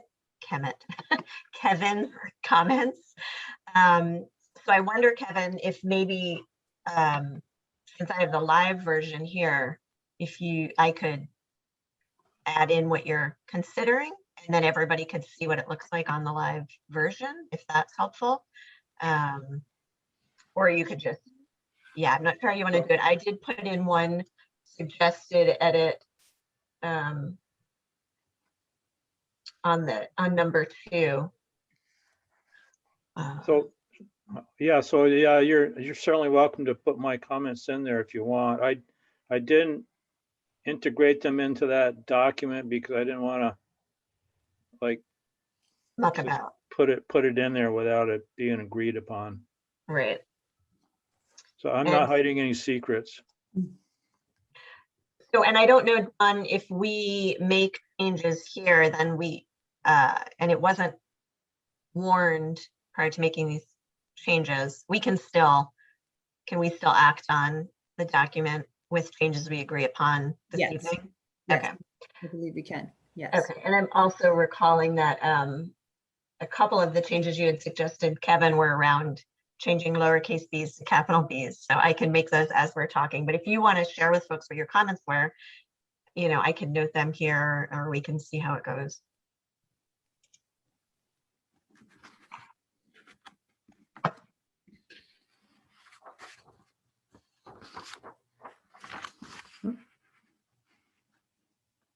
I think you're still muted, Kevin. I'm a little confused because it looks like the document that I did make the changes on, you changed. Yes. You made right. some changes. Right, and I didn't realize that wasn't the live version. So Okay. yeah, so what folks are looking at right now doesn't have any of that back and forth. Okay, so I had originally in item 2, I had originally highlighted the sentence, the plan will include selection of representatives, owners for dialogue. And my question was if that would be just certain, the selected representatives that this section talks about, or would it be broader than that?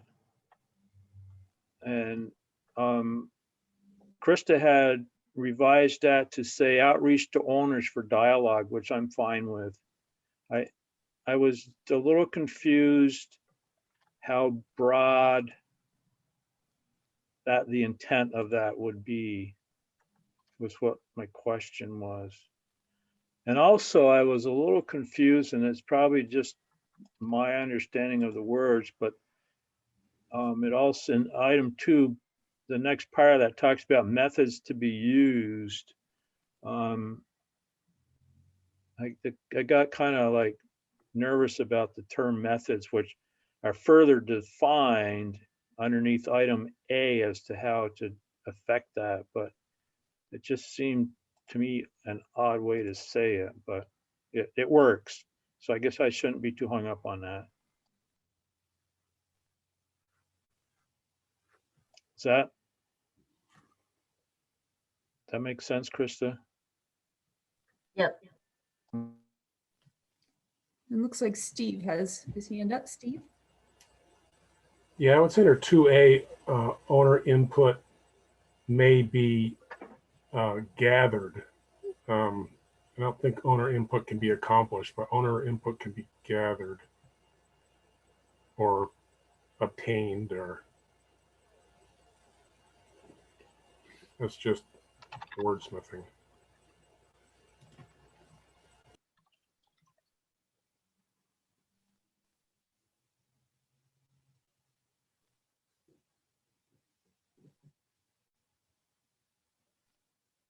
Anyone else have comments around the policy language?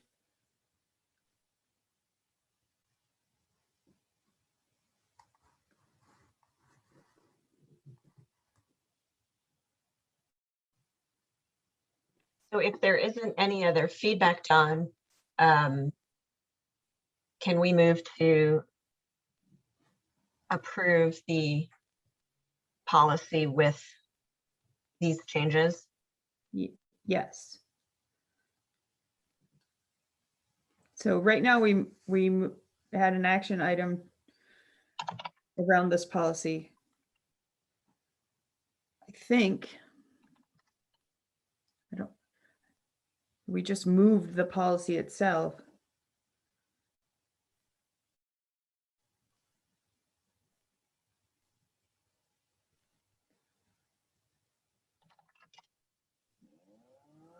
I'm not sure if it's best to amend the language or to just go ahead.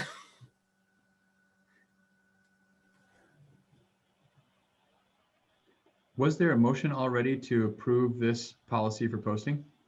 Yes. Yes. Okay. So can we amend, Krista and Andrew, since you two are the makers of the motion? Yes. Would you be friendly with Yes. adding with board change or with language changes? Yes. Yes. All right.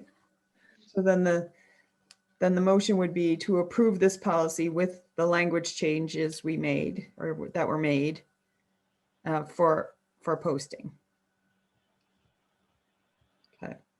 Any other questions? All right. Okay, all those in favor of approving the community engagement policy with the language changes for posting, please either give a thumbs up or say aye. Aye. Aye. Aye. Any opposed? Any abstentions? All right. Okay, so that passes. The next item is to adopt, I guess, the Community Engagement Committee charge with the changes from suggestions that we received at the last meeting. Right, so you can see the new version and the changes are in green, and then below it is the previous version. So I move to accept the revised MAUSD Community Engagement Committee charge. Okay, I second it. Sandy? all right, that's Krista and Sandy. Any discussion?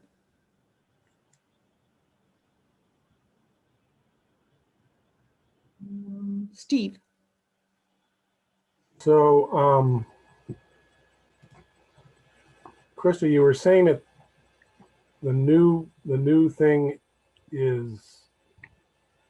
statement is just below the title, and changes are in green.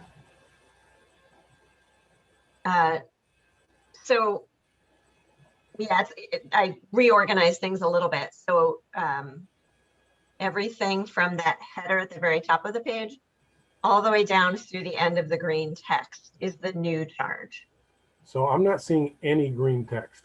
Yeah, I don't either. Okay. Well, how about I have pink. if I highlight everything? This is all. Can you guys see the highlighting? Yes. Okay, so that's all the new. Okay. And then below it is how it previously read.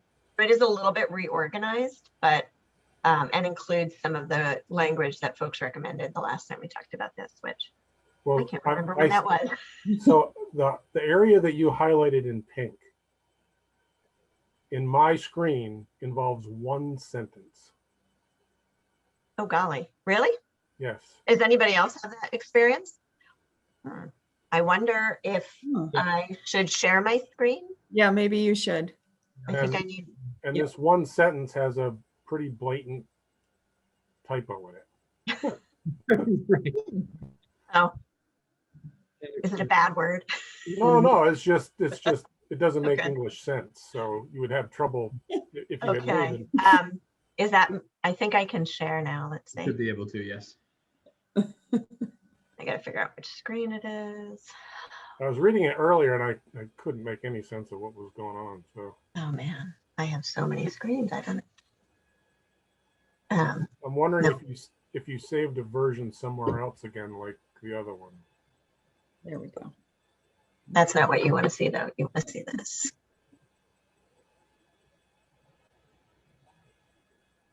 Now you're sharing your desktop. I know. Yeah, and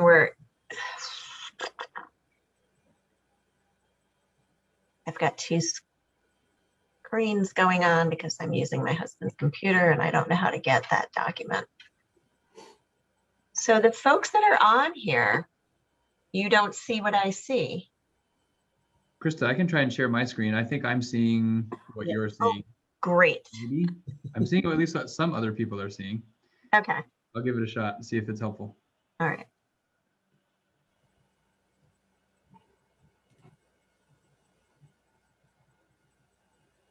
Well, you might have to blow it up, Patrick. Okay. Yes, that's it. Hooray. Yeah, so I don't know There why. we go. I don't know why that is there a setting that should be turned on that is showing track changes or something that's not on everybody's screen? I don't know. I think that might be it. Okay. I think you have to turn track changes on or comments or something on in order to see this text.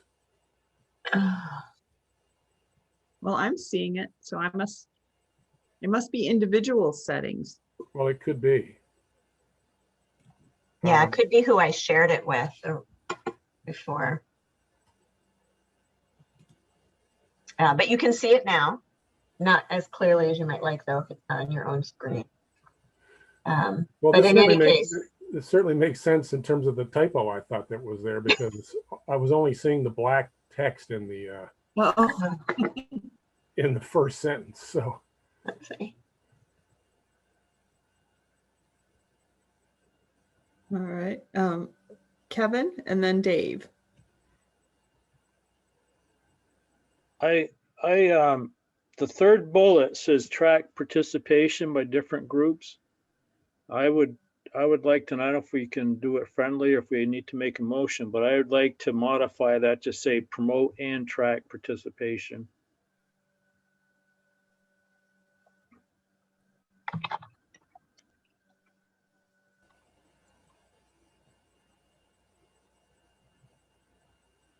Is everybody good with that? Yep, I think so. I'm seeing some thumbs up. Okay, Dave, did you have a comment?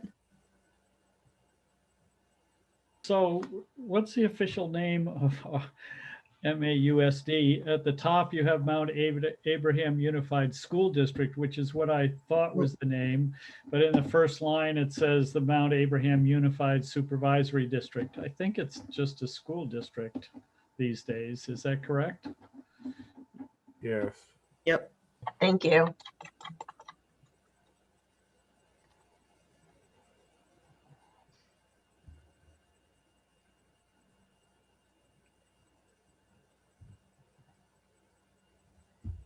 I can't see if, oh, let me see. Anybody else has their hand up?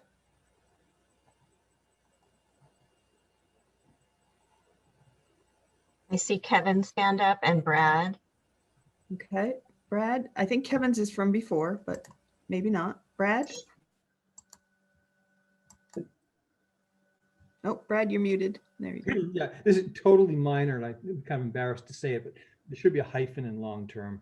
Sorry. Oh, yep. And is underrepresented spelled correctly? Yes, it is. That's all. It's two R's directly next to each other.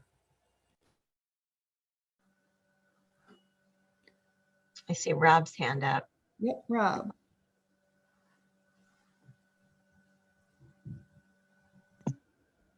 Oh, thanks for this question. And this is more of a process question because I'm still new to the board, but how are community members, I guess, chosen to engage as members of the community engagement committee? What's that process look like? There isn't really a defined process. So when we originally formed, it was with the desire to invite participation from folks in the community that had been really active in the 5-town education forum. And so a lot of those folks came to our initial meetings, and then some of them continued on and are still on the committee today, and others have dropped off. And so really, we talked, I think maybe at this last board meeting, or maybe it was the last community engagement committee meeting, about whether we should formalize that in any way, but that's kind of it would be a little bit of an undertaking. We didn't necessarily want to hold up our work to do that. So right now, I think, anybody's really welcome and encouraged to definitely to attend meetings. And if folks are interested in being actively involved, that's great. I think it would be good to have a manageable working group size and, so that we can get our work done. But other than that, there's really no specific criteria. I just didn't know if that would fall underneath the charge. I've just, some folks have approached me and I sort of directed them your way. I don't know if they've reached out to you because I didn't know the answer. Yeah. Because, we start our meetings with public comment and then like, I appreciate the community members that have stuck with it, and I bring that up also because our last meeting, which I was in and out of, we didn't have a lot of folks and from the community. And Yeah. I didn't want it to just be the community of board members, community engagement committee. That's sort of, and so I don't know if there's a way to put in the charge where how we think about reaching out to make sure that we're getting people that want to stick with it too, not just show up for one meeting. I don't know if that's part of the charge, but I'm just putting that out there. I almost feel like when we talked about forming the community engagement committee, we talked about the makeup in that prior work, and that may be where we outlined some of the talk about community members being involved, or there might be some language back in the minutes, or maybe we even explained a sort of ideal makeup we thought of way back. It would have been a long time ago. It would have been back when Jen Stanley was on the board. And I don't recall. I do know that we didn't want to make it onerous and for folks that, people felt like they had to sign on for a formal commitment as if they were signing on to the board. And I know we also were really deliberate in saying we wanted to provide opportunities to partner with folks in the community, but I don't recall getting much more formal than that, but we might have, and I can look into that. Okay, and Kevin? I think, Rob, my intent of changing bullet 3 to promote and track is an effort to get a balanced, as balanced as you can get by involving community members, whether it's they volunteer, you tap on shoulders, or what the process is. But I think it's very important that there's a diverse group in that board makeup from the community, and I think it needs to be the board, the CEC needs to be mindful of how they're promoting and tracking that broad-based input. And however that happens is a detail for the committee. Whoops. Okay. Steve. I'm just wondering if this wouldn't be a good spot to pull in some students. It talks about them up in the top. Yep, and we have had student participation in the past, and I've included that student on our emails for some time now, but they haven't attended, but I think that's a really good point. I also was reminded that we had developed a pretty long list of folks through some of the initial engagement work we'd done. So originally our emails to folks about the committee and inviting people to meetings were really wide sweeping. And then I've sort of culled it down to the folks that have continued to participate as far as the need to know around the work of the committee. But at any point we can broaden that open again, broaden that out again. I think it's an evolving thing, and it's something we always need to be mindful of. Okay, and Kristen Blanchett, I think I see a hand. Thank you. Yeah, so I mean, I think we can work really hard to get people to be involved, and people just might not want to be involved or have time to come to meetings that are several hours long. So I mean, maybe I think we always advertise when the meetings are, and so people can come. But again, I think we always hand wring over people not getting involved, and I think we're really trying, more so certainly than 10 years ago, to get people involved. So, posting, I think posting in the paper will help, although that will be more for an older demographic, probably not students. I mean, maybe we can even put it in the newsletter at Mount Abe or things like that. But it's sitting somewhere for 2 hours is a long time for anybody, and you got to be really into it. And maybe people aren't into doing that every month. They got other things to do. So I don't know. I mean, I think we're trying really hard, and again, we're expanding where we're putting information, so that might help. But yeah, there weren't many non-board members at the last meeting, and we've been advertising it, so it's not like it's our fault. I mean, we're trying. So I think we just need to keep trying, and we'll get varied results at different meetings. Okay. Not seeing any other. Oh, Rob. Yeah, I'm not saying we're not trying. That was not my intent of my comment. It's just more of a process. All right. Okay, I'm not seeing any other hands.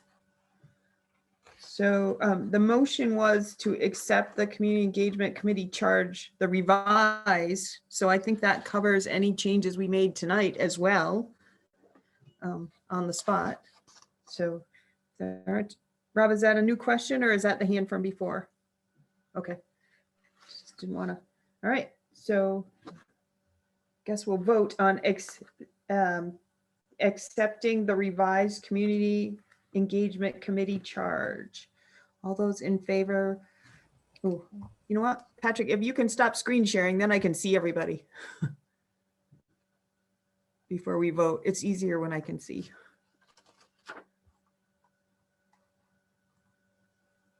There. Excellent. The small group is working great, so I can see everybody. All right, so all those in favor of accepting the revised charge, please give a thumbs up or say aye. 1, 2. Aye.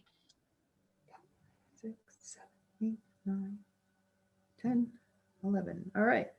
And any opposed? All right. Any abstentions? All right. So that passed. The next item is an action item that just requires the board to, if they're willing to say give the go ahead, and is a action item regarding the communication structure and purchasing column space for MAUSD updates and events and happenings in the Addison Independent. And Krista has some more information on that she can share before we take any action. Yep. And first, I just want to say thanks for the approvals to that, especially to the creation of the policy around community engagement, because then we can really track our work, and that's great. So I'm glad we got that done.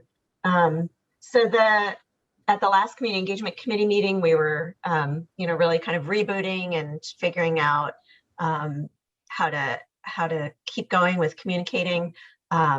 Using Front Porch Forum has been great to share overall updates from the board, but especially focusing around the facilities planning process. One committee member had the idea of doing an ad campaign in the Addison Independent, recognizing that Front Porch Forum may not reach all of our constituents, especially some of the older folks in our community, but it also, even if it is reaching those folks as well, just having that additional visibility could really help. So the idea was actually to focus particularly on the facilities planning process in this ad campaign. So it wouldn't be something we would necessarily do all the time, but that it would be a focused effort for 5 months or so. Their subscriber list in our 5 towns is around 800 people, plus they have about 200 newsstand sales in our area. So that's pretty good slice of the population that we would be reaching on this weekly basis. For an eighth of a page, it would be $135 per ad. For a quarter of a page, it would be $270. So for 5 months, we'd be looking at around $2,000, depending on the size of the ads. I think the original idea was if we were sticking with our timeline of making some sort of decision at our August retreat, that we might take out a larger ad as that got closer, or around the time of communities being able to, community members, being able to provide specific input. So, so anyway, around $2,000 is what we would be spending to do this. We use a process similar to what we did with the videos, where there was a subcommittee of folks that worked on content that was then vetted by Patrick and his team and Don, and then it, once approved, it went out. And so it would be content, again, that was specific to the planning process, just letting folks know what's happening. And, you know, last night's meeting with Addison Northwest is a great example of that. So here's some things that are happening. Here's where you can find more information. Here's when our next meeting is, that kind of thing. If we start at the beginning of May, that 5 months, $2,000 timeframe brings us to September. So if we decided we wanted to extend that, we could revisit at that time. But I guess right now I'm hoping the board will approve this concept and this campaign. And then my thinking is that a subcommittee of the Community Engagement Committee would work out the logistics, you know, again, working with Patrick and Don and Patrick's team. And that committee is meeting next Tuesday. So if all were to go well, then, you know, first couple of weeks of May, we'd start this rolling along.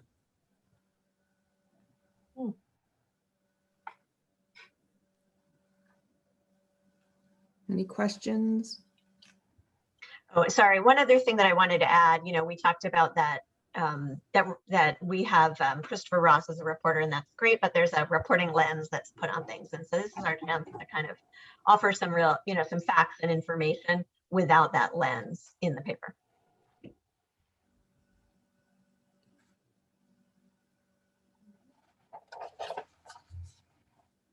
Any thoughts? Rob? You said, Chris, did you say 800 readers in our 5 towns? So Yes, that was, you know, 800 subscribers. households or whatever. Yeah. Right.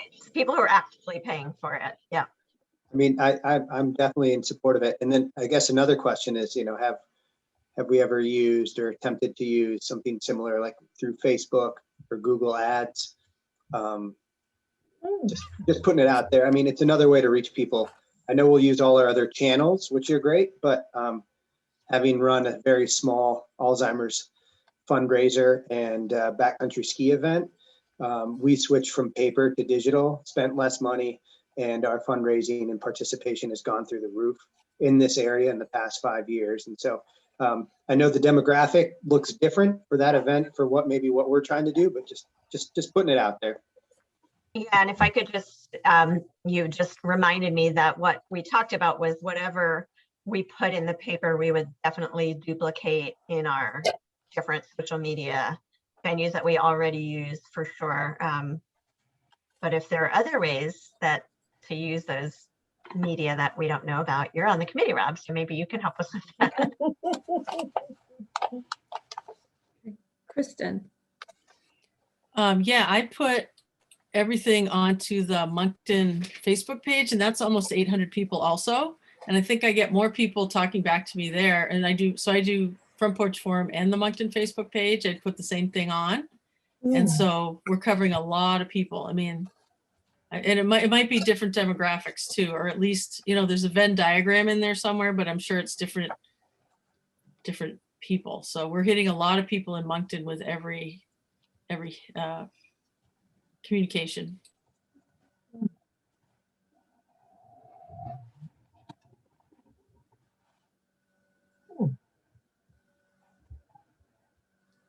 Anyone else?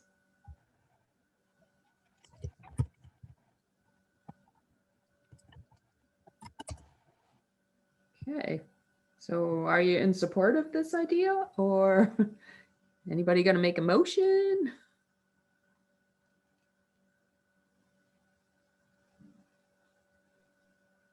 I move to pursue an ad campaign with the Addison Independent that will be organized by the Community Engagement Committee. I'll second Andrew. All right. Okay, any other comments? Is calling it an ad the wrong thing though? It's informational. An ad is that we're not supposed to sell anything ever, right? So should we call it a different thing? I mean, we're not supposed to campaign for anything. We're just supposed to be putting out information. So could we call it an article? Or, I mean, an ad makes me nervous calling it an ad. Well, we have it listed as column space. I mean, Okay, that makes sense. Yeah. Can I amend the motion to sure. whatever friendly way we do this? Yeah. What she said? I make a motion to approve the column space in the Addison Independent. Yep. Pursue the column space in the Addison Independent. All right. I'm not seeing anybody dying to add any comments. So all those in favor of pursuing column space in the Addison Independent, give a thumbs up or please say aye. 1, 2, 3, 4, 5, 6, 7, 8, 9, 10. Anyone opposed? 11. 11 to not any abstentions. All right, 11 in favor. All right. I think there might have been 12 in favor now that I'm thinking about it. We're all here. Okay, so the motion carries. All right. Next is an update around the Community Engagement Committee. Krista? Yeah, so besides the ad campaign, we focused on thinking about the proposal process and ways that we might involve the community in that process. And we had some preliminary conversations about what a mixed group team would look like. And I think the group overall was in favor of that approach versus just the board evaluating proposals.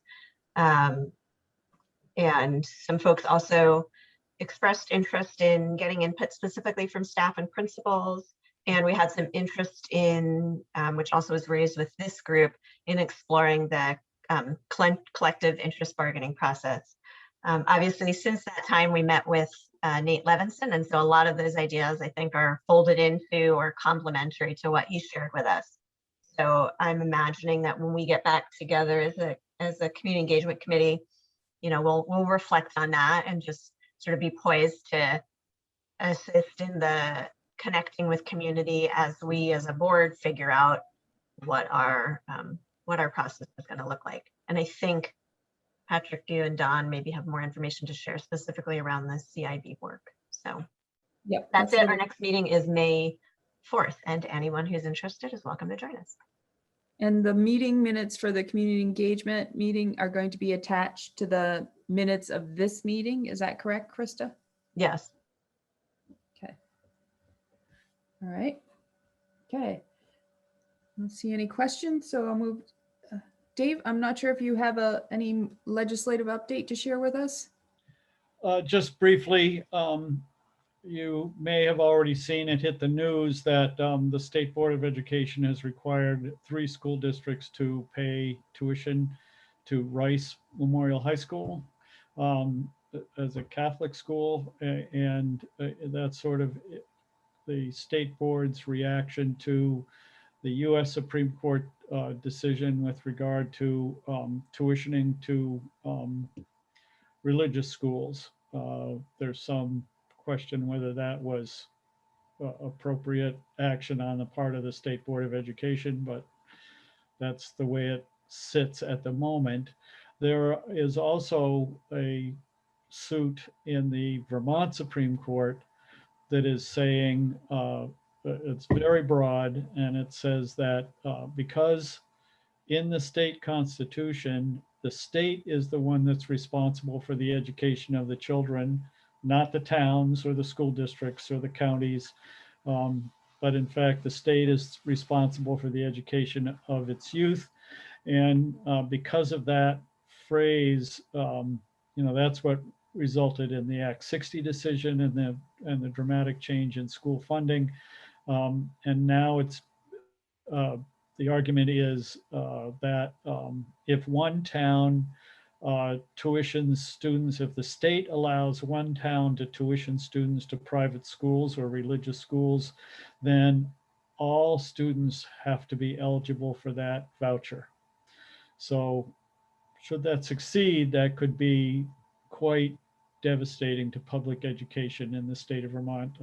I'm personally very concerned.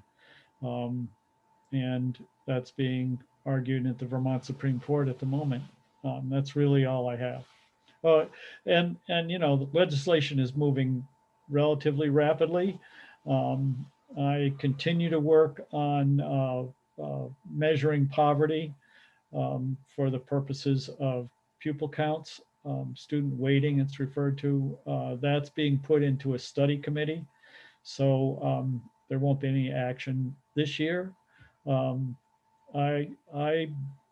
So one of the modeling done by the Joint Fiscal Office at the legislature shows our district with 11.7% poverty, yet we have between in the neighborhood of 35% of our students are eligible for free and reduced price lunch. So that's a really big divergence between the two numbers. So I'm trying to work to get a more accurate number of our students that that are going to be counted as low-income students in the weighting law that will move forward probably next year. So that's what I have. All right. Any questions for Dave? Is there any movement on the construction, including construction in the spending threshold? Yes, you know, that it all depends on the end game. Right now, it looks like it's in there that that will be not counted as a part of the high spending threshold because bonding is not counted. So budgeted construction may also not be counted. But that's really tenuous. You know, that could be there, it could not be there in the end game. It wouldn't hurt to let your legislators know that you're concerned about that. Last I knew, that was being folded into the yield bill. Is it still tucked in there? Which bill? The yield bill? Yeah, that's where it would be.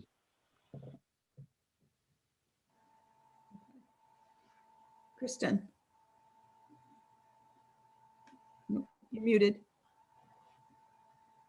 Sorry about that. I read something, Dave, about possibly in the possible infrastructure bill, which the president is working on, something about buses, natural gas or electric buses, some sort of program about that. And since our buses do so much driving around, if you could keep, I mean, we can all keep an ear out for that, for buses that have less of a carbon footprint. Yeah, well, the state has already moved forward and CCT, the Chittenden County transportation buses are electric. They have some electric buses on the road. So yeah, there's movement, but who knows what the federal government's going to do. If you do, please let me know. Great. Okay. Next item is a discussion item around the book, 6 Shifts to Improve Special Education and Other Interventions. Patrick, I think we'll need to get Brad a copy of that because I don't think he has a copy. So we'll need to get a copy. And the reason that we added it. Whoops. Go ahead, Brad. I have a copy. You have a copy? Okay, great. Just to let members know that we'd like to have everyone complete it by July in hopes that for our August retreat, we can use it as a springboard for some conversation around our ends and develop some key questions that we can have a meaningful conversation at the retreat around that book. So if everybody can work to, you know, get through it by July and be prepared for the August retreat, some discussion, that would be great. Okay. Dave? Yeah, thank you. So it was Nate Levinson and his work that that our committee wrote the special education bill that became H 173, I think is the number. No, Act 173. At any rate, I find his work exceptional, and it will be. I hear that our district is moving in the direction of doing as much as we can along those lines. But as Patrick referred to earlier, the constraints around current special education funding are onerous, would be the word I'd use, and make it really difficult for our schools to deliver special education needs to really young students. Pre-K through 3 is my biggest focus, who are not really special ed kids, and aren't yet qualified to have a label attached to them, but rather need the supports that that schools and families and others really need to give these kids in order for them to be successful. So yeah, I think it's an exciting book. I look forward to the conversation. And just to play on that a little bit, in a great system and a really strong system, you shouldn't need a label to get the help you need. So that's something that's exciting as we think about thinking differently about how we support any student who struggles and doing so more flexibly. It's exciting. It's the direction we're going. It's slow and it is onerous at times, but it's promising that we're moving in the right direction. Yeah, and it's exciting that some of the ESSER funds may be helpful in that regard. Yeah, I found, I was teaching automotive technology at 11th grade to kids who couldn't spell and had and couldn't do math and had a label attached to them, and it didn't help them in their social interactions at 11th grade to be labeled special ed, and so I think the more we can avoid the labels and deliver the services, the better off these kids are when they reach higher grades. Great. All right. Okay, let's keep moving along. The next item is a discussion item around the board retreat. We've been, Patrick and Krista and I met to go over a couple of different agendas coming up, and we got on the topic of the board retreat, and initially our thoughts went to some of the offerings that the Vermont School Board Association is offering, and tagging on and using some of that information, specifically maximizing the partnership, embracing data and student voice. And then some other topics we were considering: visioning future forward, board focus, the book discussion as we talked about, and then the facilities discussion as part of our retreat. So Patrick's looking into checking with the VSBA about some offerings that they can, whether they could attend. We do have that date set for the 16th. I think I heard back from just about everybody that that day would work. So mark that on your calendar, and then we'll continue developing the plan for the agenda over the next couple months. Kevin.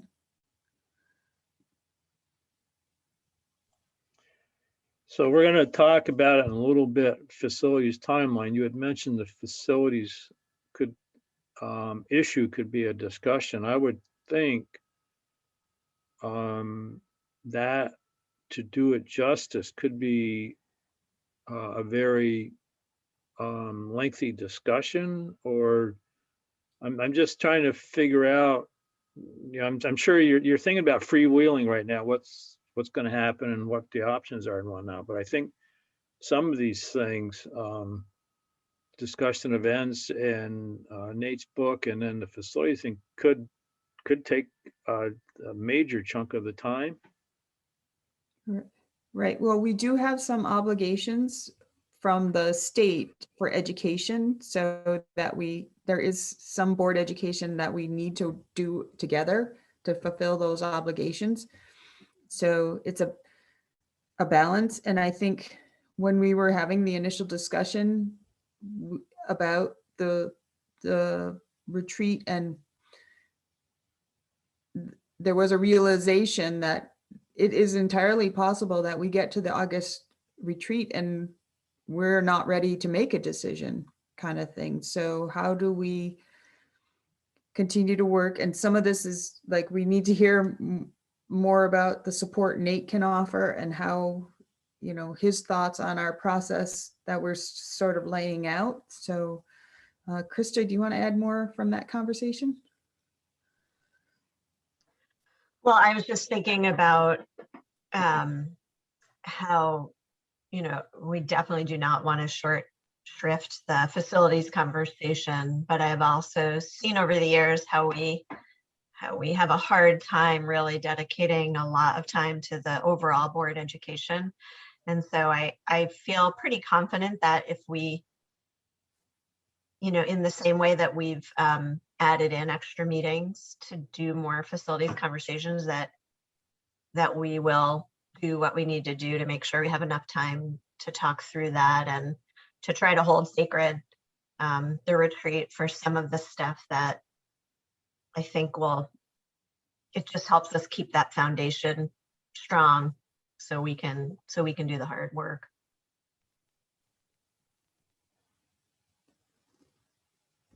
Thank you. Thanks. All right. Okay, so like I said, we're probably going to revisit the board retreat topics and as we work through things and go through our planning. The next item is the discussion around the use of critical issues bargaining process for the facilities process. That was brought up in a few times in conversation here at our board meetings, and it was brought up at the community engagement committee meeting.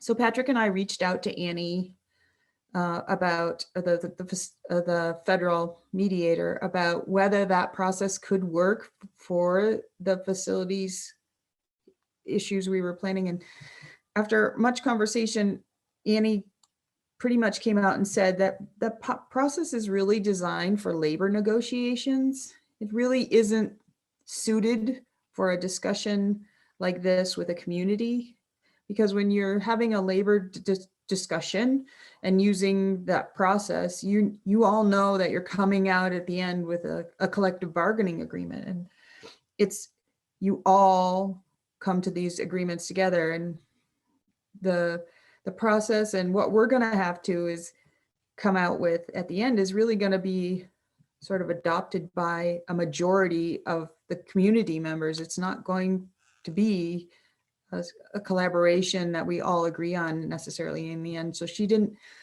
really think that the process would work with the volume of people and what we're trying to do. So we just wanted to get back in touch and let the board know this. We're going to share it with the community engagement committee next week and let them know, because they asked about it as well. So this was just to let you know that we did reach out, and that was Annie's opinion about using that process. I don't know if I missed anything, Patrick, if there's anything that okay. All right. Next item is a discussion item around the facilities timeline. Just a chance to look at that, and like we said a little earlier, that may change as we learn more about Nate and if he can support us or his insight into what we've outlined so far. Just put it up there in case anybody, I put it out there in case anybody had something they wanted to share or concern or another thought. This isn't a timeline that's changed, Don. It's just, you just want to open it up for discussion again. Right. I just want it to be there so that we're looking at it, and it's, you know, if somebody comes up with a thought that, you know, we haven't just said that's a timeline and we're not talking about it anymore. Right. Does somebody have that up we could look at again? I'm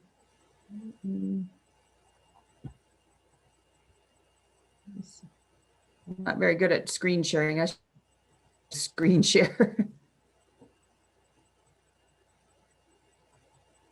Are you able to, Patrick? I'm looking for it. I'll try to get it and pull it up. Well, I don't mean to put anybody on the spot here. I just thought if we were going to actually discuss it, it might be helpful to have it up in front of us. Is it really more, Don, that it's a work in progress at this point? I mean, we have this outline, but I think we all recognize that there's so much, actually I think good information that we're getting. And I imagine the next discussion item, support from Nate Levinson, will help inform us on that too. Yes. You're right about that. Yes. Okay. And is the next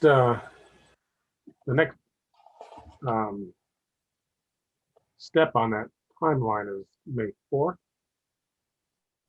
Yes, that is. That's the deadline for getting the proposals? Yes. That's still in place, right, Don? Yes, still in play. Yep. Kevin. Well, my question was about the proposals, I guess. If this is an appropriate time, if there's been any activity or what the process or progress on those, if it makes sense and this is the right time to maybe get a brief highlight of any interim activity. So I have not heard anything from any of the other groups. I know they've requested some information at the end of that workshop meeting to help prepare for their proposals. I did receive a message from someone asking what format we wanted and when, and I responded that we hadn't really set a format. It should be written, and then the board will evaluate and determine if they want further information kind of from what we see in the written piece. But other than that, I haven't heard much from other groups. Krista, do you have any? Or is it a question? Go ahead, Krista. No, I don't have anything on that. It was more of a comment about the timeline. I think it's hard because, kind of pandemic style, we're building it as we go. And so we don't really know how this new process is going to take, how long it's going to take. But I think that if we, as we figure out, maybe with Nate's help, a little more clarity what we're headed toward, it's going to be helpful for people to know. Right now, I think, the community has in their mind that something's happening in August. And so, as soon as we have a sense of that not happening, it would be good to just at least state that in some way. Because it helps with communication, so folks know what to be paying attention for. So I guess we're sort of balancing being able to inform people and also, again, building as we go. So it's challenging. Thank you. Rob.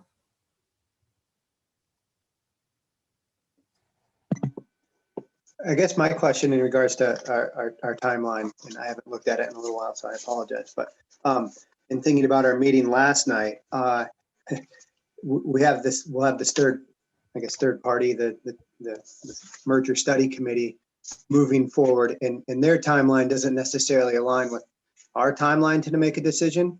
So if what we put forward as a board is to merge, and then this group comes back and say, we don't recommend that, I'm just trying to set us up for success, and that those two timelines aren't on the same track per se.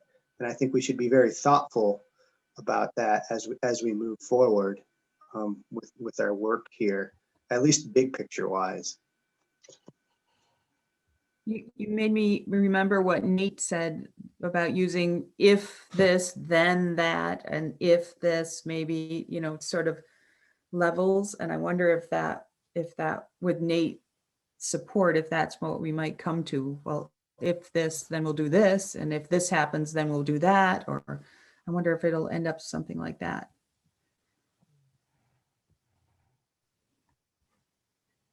Kevin. Hopefully this will be a little comforting, but I don't see the two activities contingent on each other. I see them as two independent activities. So you could You could come up with a elementary school solution or come up with a high school solution, and they're independent. That learning as we go and building as we go. I think we.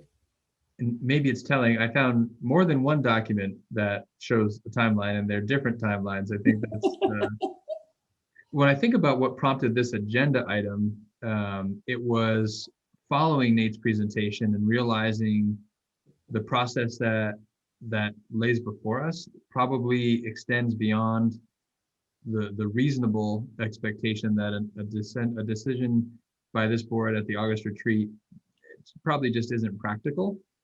I think to Krista's point, there are a number of people who feel like that is the decision making point. And if there's agreement on this board that that isn't practical based on what you know now, to communicate that out would be helpful. Helpful in a couple of ways, because people can adjust their own thinking. I think helpful to realize, once again, the board is looking at taking whatever time is necessary to do the process right. So thinking about head and heart. An extension could speak to the heart, which I think is important. And I also think, you know, in retrospect, it's an open meeting, but there's a bit of a sort of sanctity of a board retreat and the opportunity for the board to do its work and dig deep into some of that work without inviting a lot of community interest in that.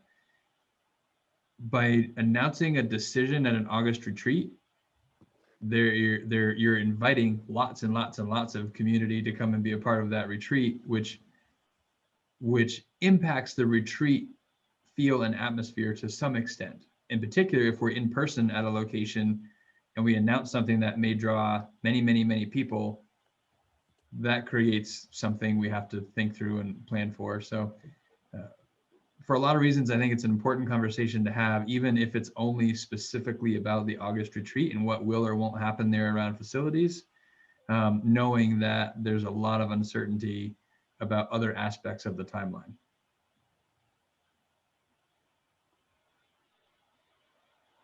So are we actively thinking about changing the timeline to incorporate some of what Nate was talking about?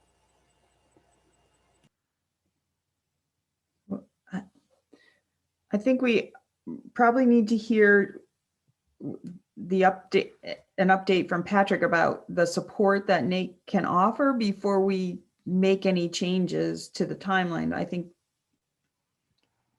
we can revisit the timeline on our next agenda or at the facilities planning, the facilities meeting, look again at it, given that, but I guess this is a time to plant the seed that, thinking about that August retreat, that might not be the best time to be making a decision in our process. So some of that does stem, I think, from Nate's presentation. You know, if this board thinks that a process that has I forget exactly the term, that the evaluation kind of committee that Nate was referring to, the likelihood of creating that, giving them the resources they need and the time they need to fully vet the options that are brought before them, to have that done and to have that information submitted to this board so that it can weigh it ahead of an August retreat date and make a decision, that feels tricky to me. And that's where thinking about what process does the board want to follow, what role might Nate play, could potentially significantly impact what timeline needs to be followed to accomplish that process. Do you want me to jump into the Nate update, Dawn? I think that makes sense. And then just know that we'll put the timeline on the facilities meeting next month and hopefully be able to look at it and adjust, and then let communities know if we decide to adjust. Or so Patrick, go ahead with yours. So following Nate's presentation and the discussion the board had and the interest the board expressed in working with Nate going forward, I reached out that night to Nate saying, you know, great job, thank you. The board's very interested in working with you. and that the board would be thinking about in what ways do they want to work with him, but also asked him for some ideas about what he thought would be a good role for him to play.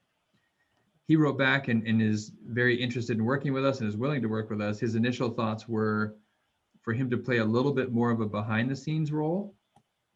And some of his justification that he has shared in the past is that because he has spent a fair bit of time in Vermont, I think he appreciates the Vermont context pretty well, pretty accurately. And he has a concern about how communities will respond if, as he puts it, the suits from Boston are out in front of this and the way that we typically react to that in Vermont. I think that's what prompted his interest in being a little more behind the scenes. Having said that, when I reached back out, just inquiring, like if the board's interested in a more active role, is that off the table? Are you open to that? He was open to that. But that's where we stand. I have a meeting scheduled to talk a little bit more with Nate on Monday. So I can share the conversation that this board has tonight with Nate. So we can try to get something kind of pinned down and get an agreement together and really get something official in place so that we can begin working with him and we can get whatever process we're going to engage in started in the near future.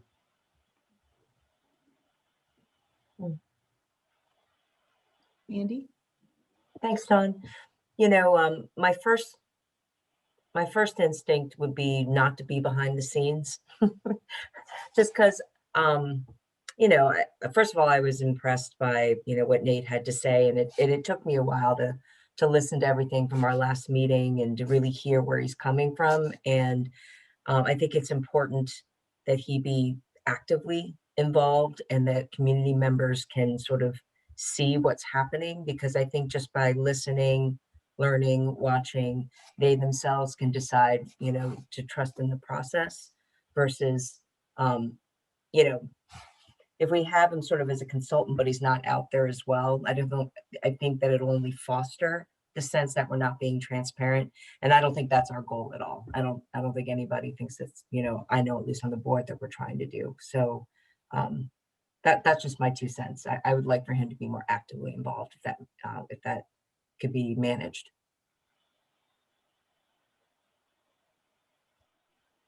Rob? Just curious, like the price tag, would ballpark, I guess, does it look different in forward facing or behind the scenes? We haven't gotten into that level of detail. That may be something we can dig a little deeper in our conversation on Monday. I think regardless, the price tag is going to be high. I don't want to pretend that it won't be. The caliber Nate brings doesn't come cheap. I think to work into your mind a price tag of in the ballpark of $50,000 is probably reasonable. And to put it in context, that 2-hour session we had was $3,000. So it's not unreasonable to think 50,000 is where we may land for a more involved body of work with Nate. And at the end of the day, you know, the size of the decision we're making, 50,000, I routinely get sticker shock. Floyd can attest to this. Even when I'm prepared for a big number, I get surprised by an even bigger number.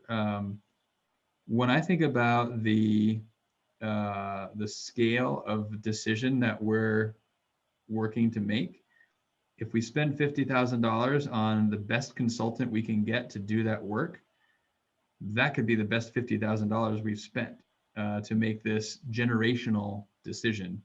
So I would encourage the board to think of it that way as well. This is an investment in doing the best we can to make the best decision we can for our long-range planning. Steve? Well, so just in going back and talking about the timeline, my sense is the very first thing I would be asking Nate to do is to take a look at what process we've been through and what we've outlined for the process and give us his opinion on that. And what if he was to design the process from here forward, what would it look like?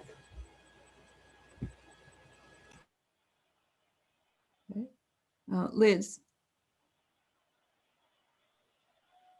Yeah, I appreciated Nate. I appreciate a lot. I would say that, though, I think I would assume that everyone in our communities is open-minded enough to get some good information and make a good decision. But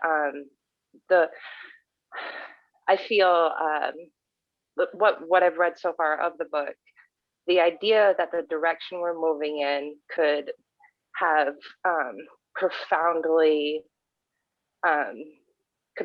advance the outcomes of our students, like in a way that, in a shift that he's made and done before, and he has proven evidence that had done something in different settings, and this is how it turned out and for the kids. And to have his lens really looking at our plans and really saying, well, helping us evaluate the options, and this option could get us here, and just the effect that the choices that we're looking at them and saying, how will it affect outcomes for students, and the background that he has that could really give a depth that I think that we need to share with our community would be just worth the effort that we go through with working with him. Kevin.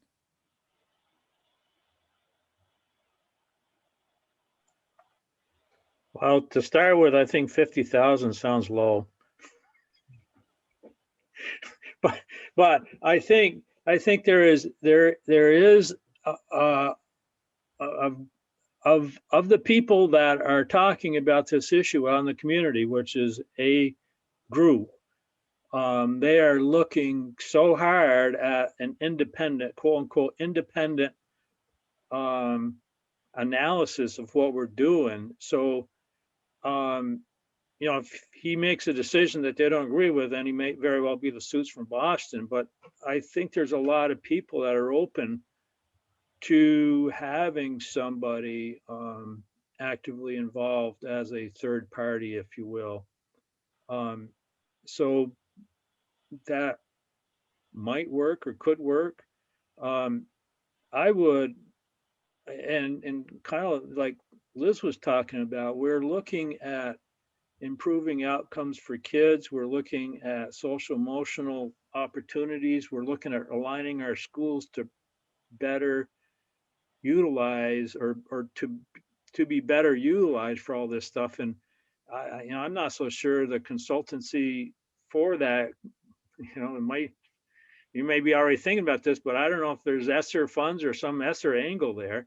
And I would use him to the highest level we possibly could for that. And matter of fact, I would pitch to use him at the highest level we could through the recovery of over the next 3 years to really solidify some of the concepts that he's worked with. And, of course, it's his book, but I mean, there seems to be, evidence, if you will, that there are successful strategies and stuff. So I'm totally for using him to the nth degree that we can, both not only for the facilities project, but for the recovery phase post-COVID. Sandy and then Krista. So again, like I said before, I was definitely impressed by Nate's participation in the last meeting that we had with him. But in the same breath, there's this other part of me that I have also, like Kevin, heard people's concerns, which I think are valid. Should we be putting all our eggs in one basket? Have we really researched, other school consultants who may do other really great work? Have we looked for requests for proposals? Not that I want to go backwards. I'm not necessarily saying that I want to take steps backward, but I don't know if did we do some kind of process when we decided, what direction we were going. And again, I'm not criticizing Nate, but I can also see that there are probably a lot of skilled consultants and professionals who've advised, under these same circumstances. So I wanted to put that out there. Krista.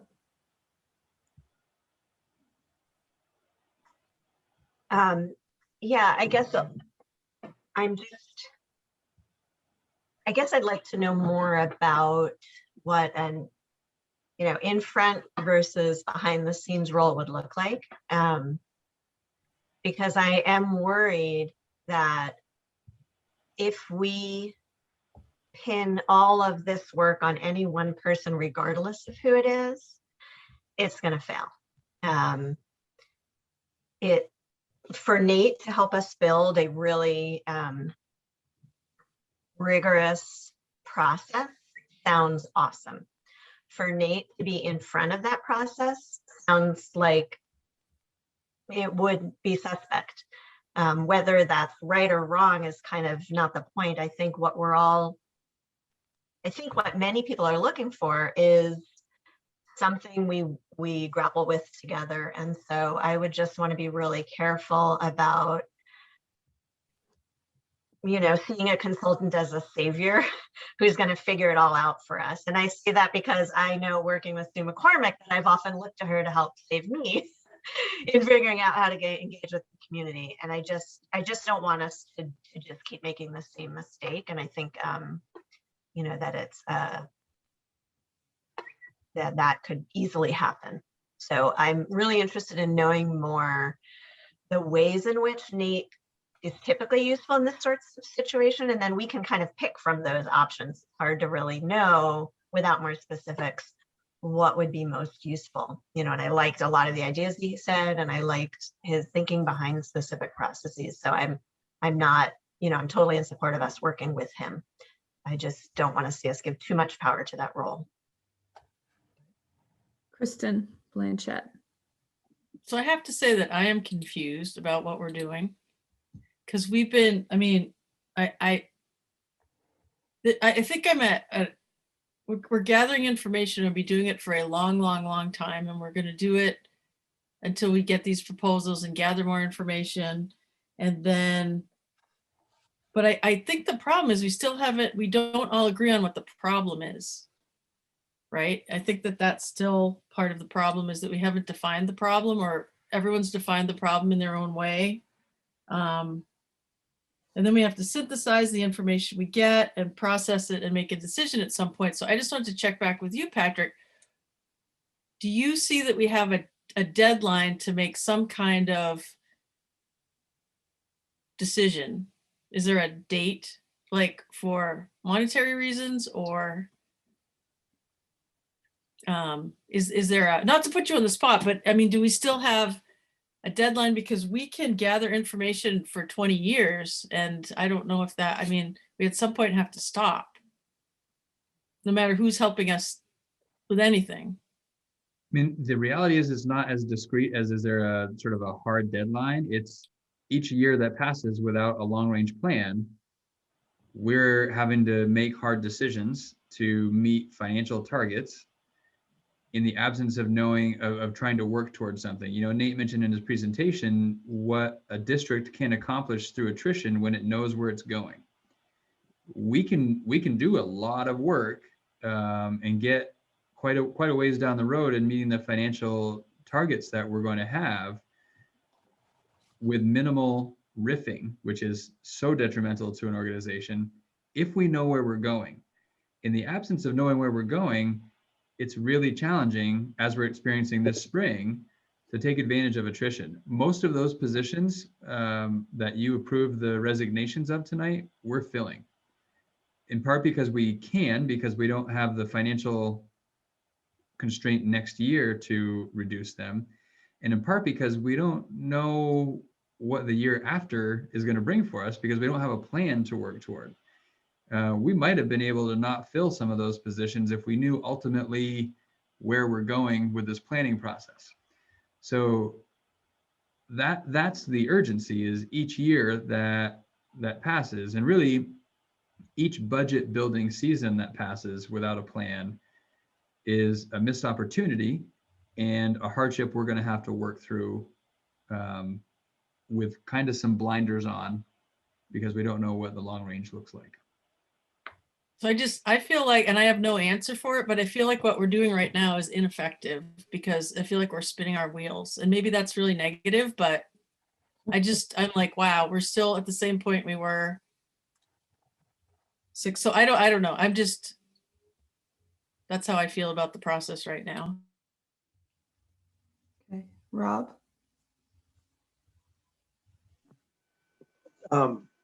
Just to sort of go back to what Krista was saying, yeah, I mean, at the end of the day, I guess, we as a board and our communities have to own whatever decision is made regarding facilities use. And what stuck with me with Nate was his emphasis on the process. The districts that did it most successfully didn't necessarily have the smarter proposal per se, or the smarter solution. They had the smarter process. And so in regards to whether Nate's behind the scenes or in front, I think that's a question to ask him. Like, so the districts that had the smarter process, where were you? Were you out front or were you behind? But even if he is out front, I think it's really important that we own this, and we make sure that our communities also feel like they own the decision that is made, knowing that it's made for the betterment of all of our students in our 5 towns. So that's a question I would ask him up front before maybe we make a decision. Okay, and Sandy? What Rob said, I would agree. Krista, thanks for the reminder of the process part about what Nate was about, because that was one of the more compelling things that he said. It was really about, we're the ones that are going to have to do the work, but you think to help us with a process that really includes the community. And I know I haven't been on the board for the last couple of years. Well, I know there's been a ton of work with regard to facilities, but there's no doubt that I think people mentioned it before, Patrick, you put the gauntlet down. We have to really look carefully, and I think we have a great deal of community engagement. I think that might be, we can really capitalize that and keep going through this process now that more people are really involved. And I think we can ride that and hopefully arrive at a point where, we as a board can make a decision for the whole community. And Krista? I was just wondering if we could have this, ask some of these questions of Nate. I think we talked about that early on, that it turned into a workshop, which was incredibly helpful to hear how he, his thinking. But I think we talked early on about the board really being, we're hiring him and working with him. And can we ask him directly, how can you work with us? Is that not ineffective or appropriate? I think it could be effective and appropriate. There are a couple of ways to go about that. A subgroup of this board could, so I have a meeting scheduled with him. So we're already in his calendar, at least I am. We could see if some members are available at that time and kind of slide into that conversation then. Or we look to find a time at a future board meeting where the whole board can engage in conversation with him, and we bring him in for that broader conversation with the board, acknowledging that there's a cost associated with that, I'm sure. And maybe it's worth it.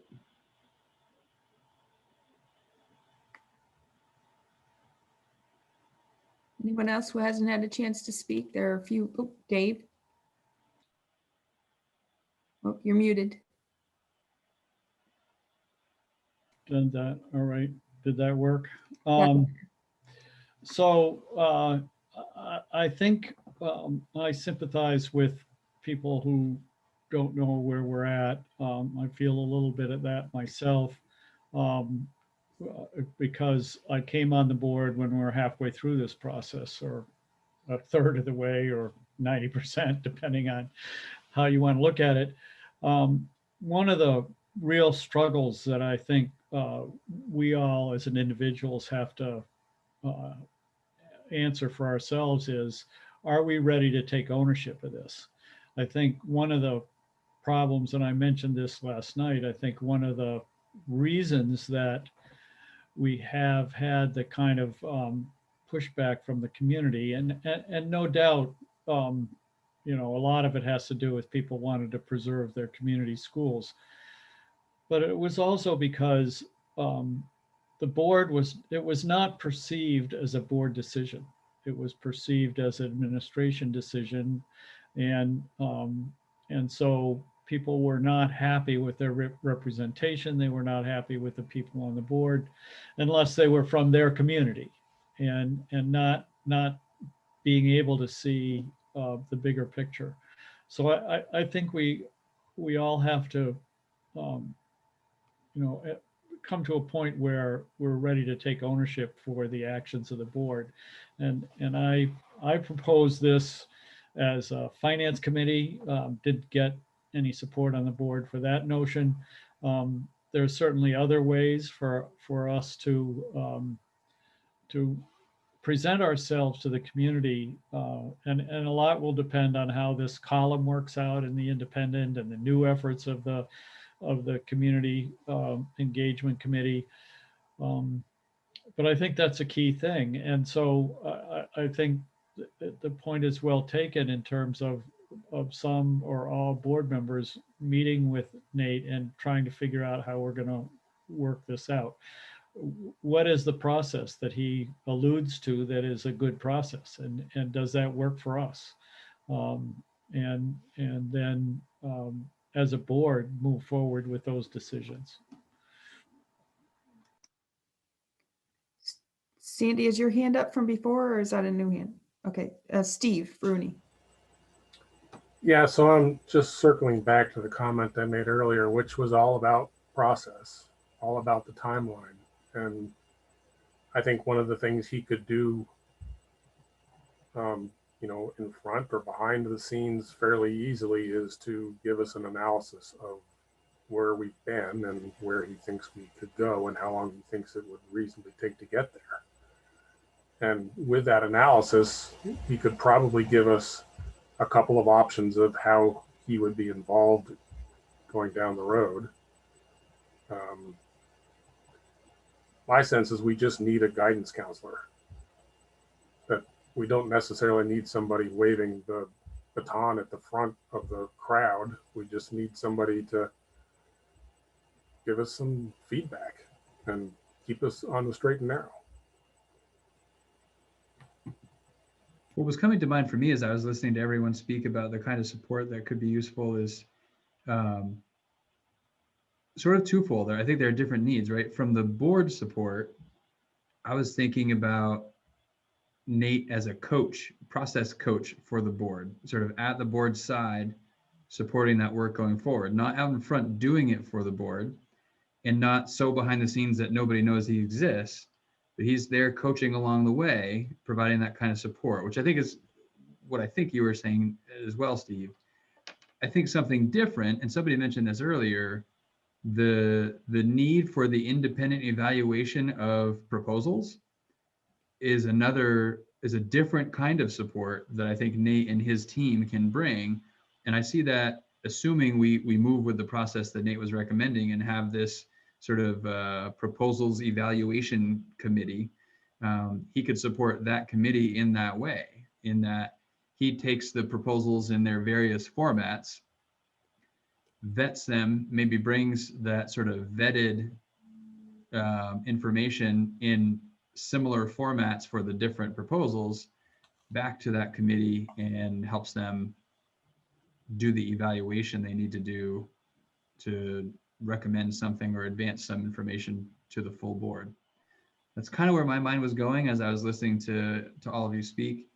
And I can certainly represent that, or others can bring this to the meeting. It's 11:30 to 12 on Monday is what we're scheduled to meet with Nate, or we can bring him back to the board and have that fuller conversation. But that's kind of what I felt like I was hearing.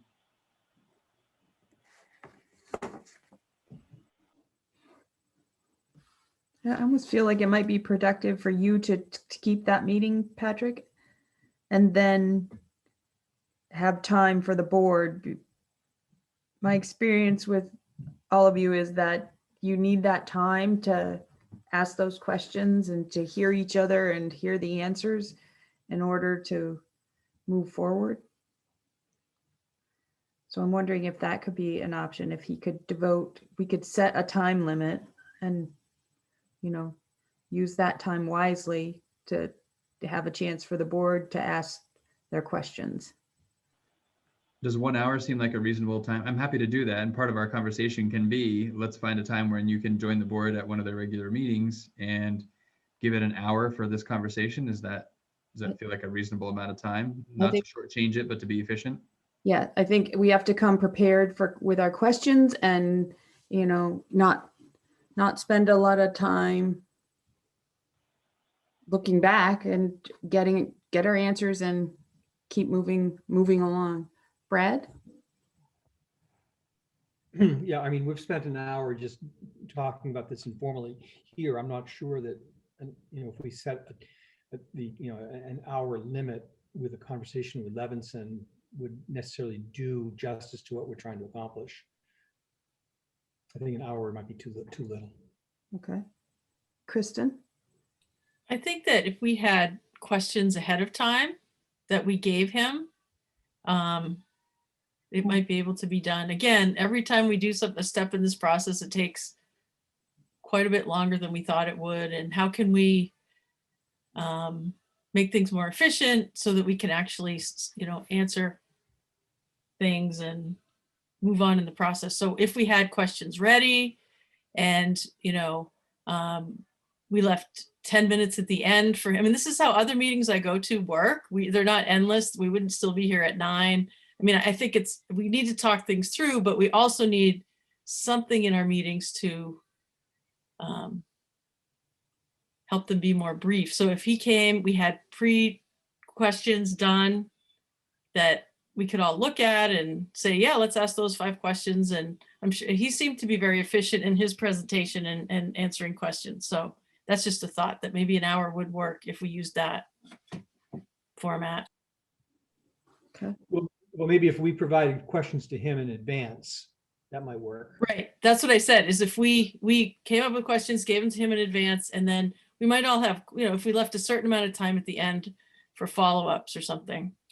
Mm-hmm.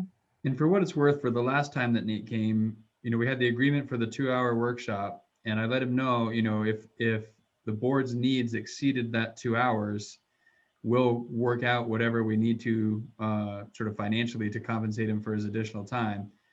He said he was happy to stay as long as he needed to, and there wasn't an additional charge. I could do something similar here, set up whether it's an hour or 90 minutes or whatever seems reasonable, and let him know if the conversation needs more time, let's not cut it off. If he can, stick it out, and we'll make it right however we need to on the other end to make sure that everybody feels like they were treated fairly. Mm-hmm. Steve? I think to this point, though, we could all give Patrick questions between now and the meeting. And Patrick could have a good sense of what we're looking for. And Nate could give us a preliminary response before our next meeting. And we could digest that and essentially have quite a bit of the conversation done before we even talk with him in person. Yes. And just to reiterate, I did pose the question to Nate, what do you think is the support that you should provide to MAUSD? And his response was more behind the scenes, less in front. So right. He has weighed in on that some. Okay. Yeah. Sandy and Kevin. I just mirror what Steve says in terms of efficiency, and we could get questions to you, because the first one that comes to mind is, what does he mean by more behind the scenes and ahead? Like, I don't need a meeting. You can ask him that question. I'm sure he could flesh that out. You could let us know what he says, and then we can go from there too. Like, what does he really think he can provide? Okay. And Kevin. I'm, as we were starting talking about another meeting, I'm becoming concerned about moving forward. this seems like we should be moving with a sense of urgency, if you will. And if we contemplate questions for another meeting, is that the facilities one, or is that the next more normal meeting? If it's the next normal one, it's a month gone by, and then there's going to be another month. And I think we need to also think about doing this in a fashion that we get on with it.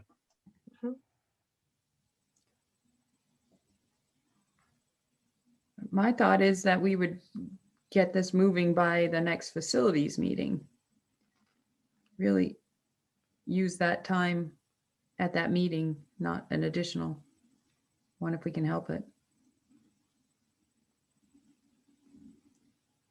I just want to reiterate, I like Steve's idea of before Patrick's meeting on Monday, get him questions that we had that we would like for him to address, among all the other things. I'm sure, Patrick, that you've listened to us, I know, really carefully. And then maybe, Patrick, could you just report back to us what he says?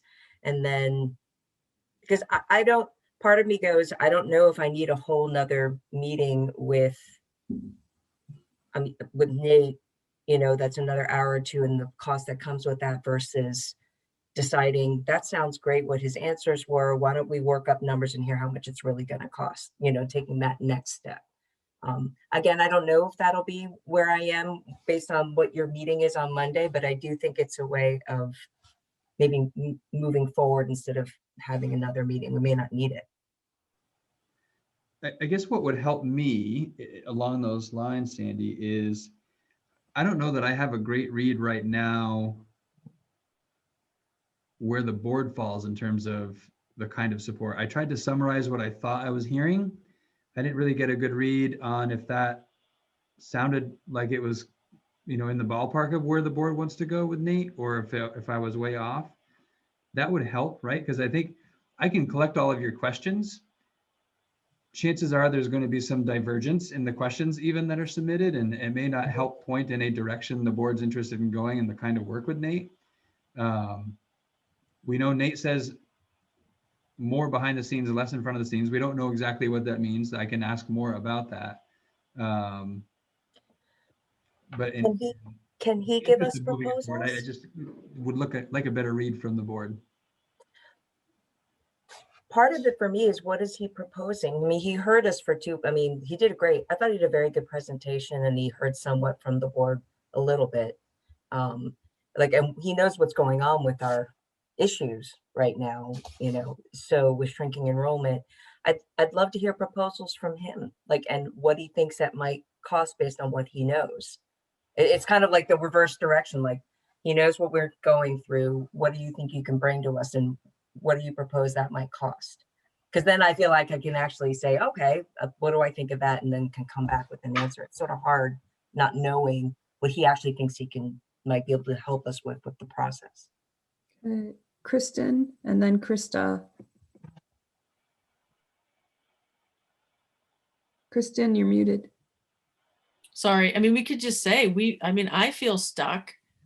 From his experience, what process would he recommend? I mean, I think it's kind of simple. Again, I think we get back to that we don't all have the same, we're not defining this as the same problem.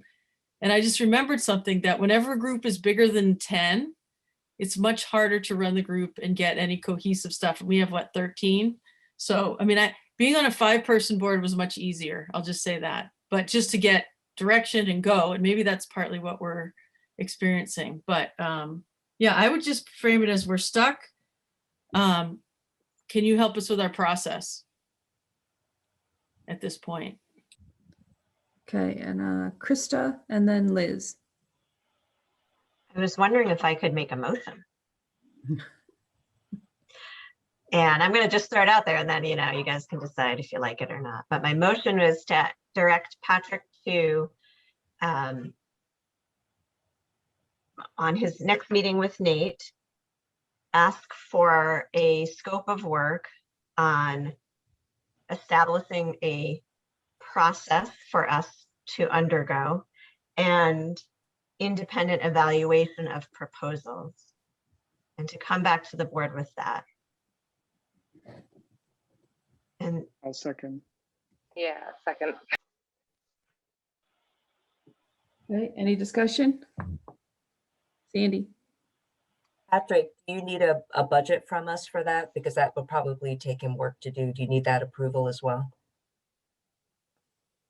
I don't know that I do. I feel like knowing that this is work that the board supports, like we have the funds, it will sort of divert from the construction services line is mostly where this would come from. So there may be some actual facilities improvement projects that we do less of to utilize funds for this, which I think from a long range perspective makes good sense. So I'm not concerned about the funds being available to support this work. So I don't think that's necessary. Okay, Kevin? I'm generally okay with the motion, but I would try to frame even though we're asking him to tell us, I would try to frame, I think, along with what Steve or somebody else said about, we're looking for a coach as opposed to somebody to stand behind us and kind of whisper in our ear. So, yeah, I think we want somebody a little bit more active than what I'm hearing Patrick say he's thinking, but we don't necessarily want this, person way up front. I think we want a coach, to have him consider coaching us, and maybe that term is the right one to word, or maybe there's something else that makes more sense. But I think we want to kick up the game a little bit, but not put him out front. Okay. Any other discussion? Chris Pearsall, can you read the motion back? I missed a couple of words, so I don't have it the complete motion. So can you read it back? I'll try.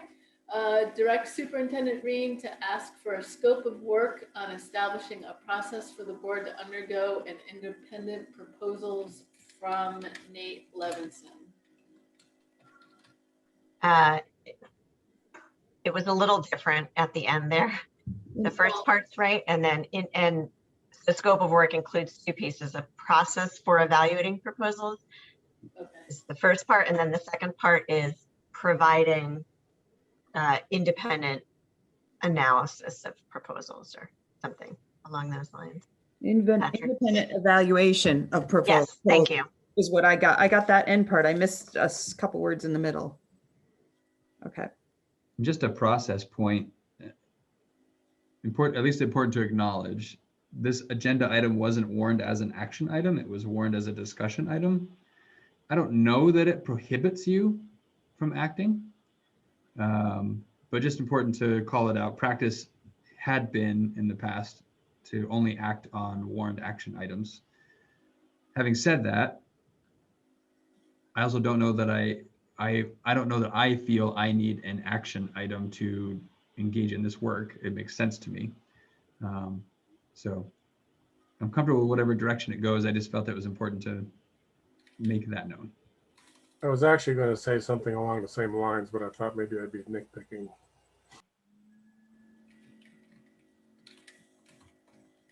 All that to say, and I get it, and with or without the action, I can make that happen, and it makes sense to make that happen. I'm fine to remove my motion if we can just keep the ball rolling in the direction of you doing something along those lines, if we all agree.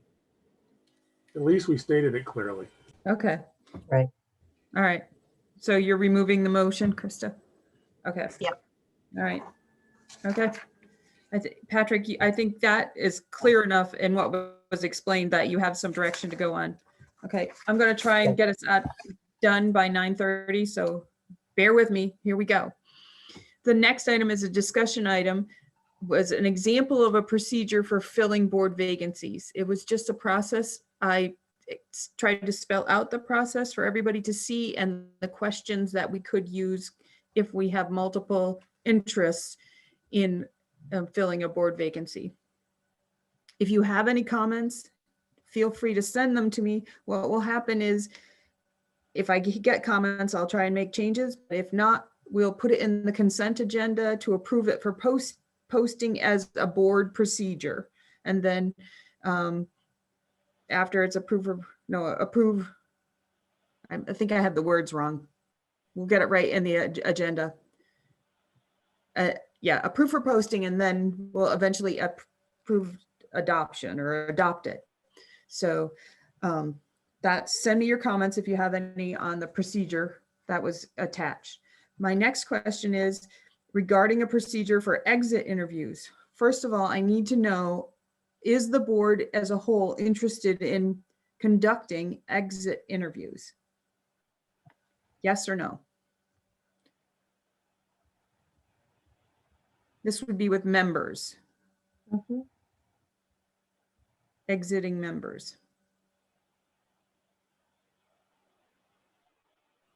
So I'm seeing 3, 4 up, 5 up, and 6 up, and 3, 4 sideways. So sideways, 5 sideways. So it sounds like I didn't want to invest the time in creating a procedure for how to do it if the board wasn't interested. It sounds like it's interested. I'll bring it as a discussion item to look at, and then you can send feedbacks to me, and then we can include it for posting and then adoption through that process. So I'll work on it. I just didn't want to spend the time working on it if you all said, no, we don't want to do that.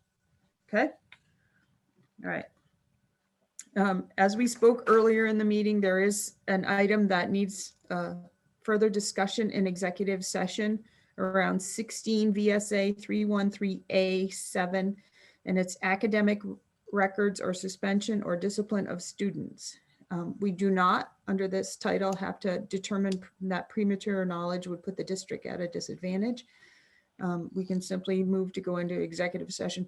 Patrick, is there anyone else besides yourself you'd like to include? I think we can have Katrina and Susan invited in. So we'll invite Patrick and Katrina and Susan. It's my expectation after the brief executive session, we've come out for public comment, our meeting evaluation, and then adjourn. There'll be no action taken when we come out of other than to adjourn. Okay, so if that's clear, is there someone willing to make a motion to go into executive session under 16 VSA 313A7, academic records or suspension or discipline of students? I so moved. Moved, Andrew. Or I'll second Sandy, Sandy, including those to be invited. and we'll invite Patrick, Katrina, and Susan, and we will go in at 9:18. So Patrick, can you send us to a breakout room? Yeah. Okay, so you'll get the invitation, and then we'll see you in the breakout room.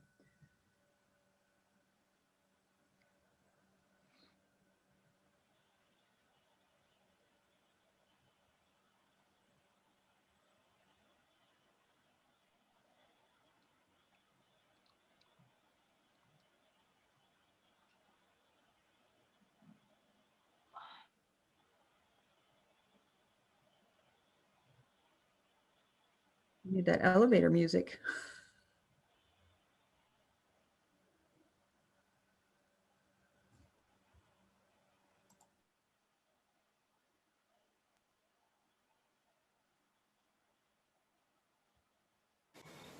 Don, so I'm all set. We're going off the air. I guess so.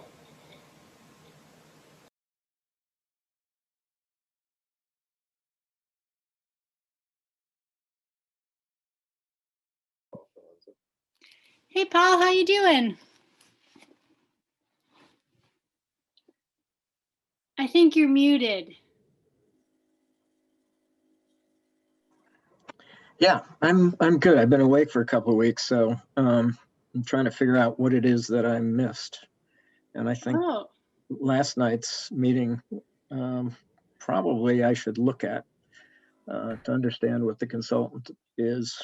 I'm glad that they are thinking that they need more time than August. And I think I'm glad that they're they're getting a consultant, somebody to guide them through the process. Yeah, I think the minutes are posted from the meeting with Nate Levinson, and I was there, and he did have some good recommendations for the board, really to focus on process, to build in community trust through community leaders and principals. So that felt really hopeful and positive. Yeah, it felt like a good use of a few hours, and I hope the board will continue to be receptive to his comments, that it's part head and part heart, and without taking into account the heart, you can't move anything forward. So yeah, it was good. And then last night there was another long meeting with the folks in Virgins, that school project, and they're going to form a merger study committee and spend 7 months or so. It's a really fast timeline to look into possible merger with is it Addison Northwest? Yeah, that's a complicated process.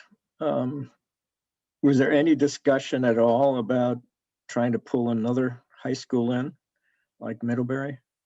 Not yet. That was not part of the discussion, but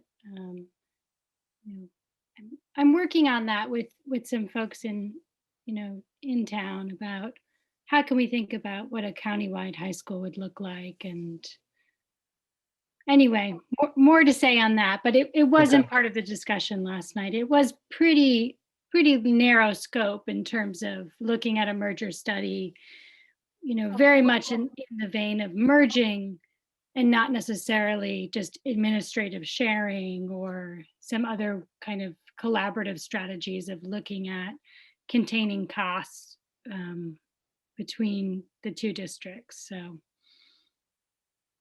I got to believe one of the big decisions is where to house a merged high school.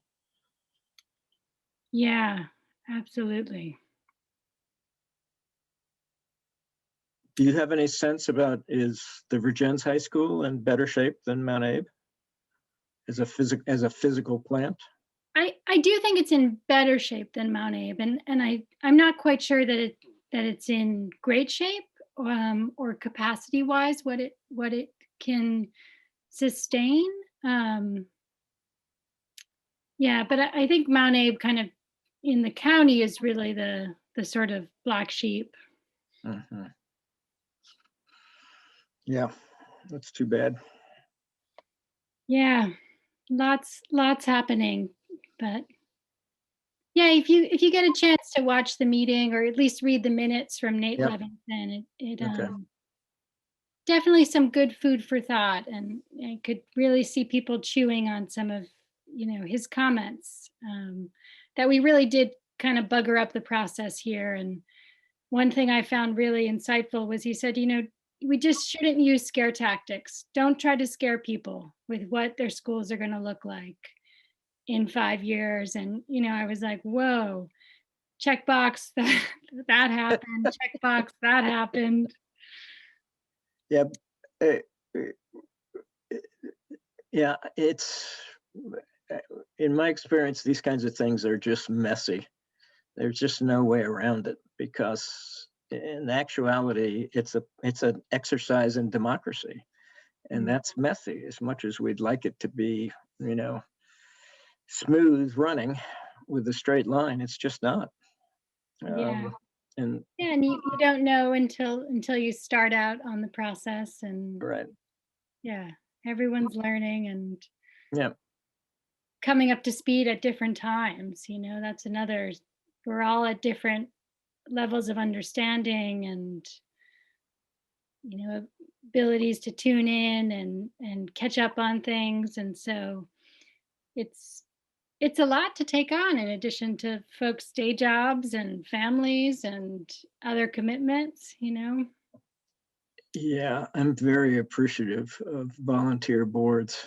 A lot of people don't understand that they're volunteers and not experts, and it is. People have got lives, they got jobs, they got families.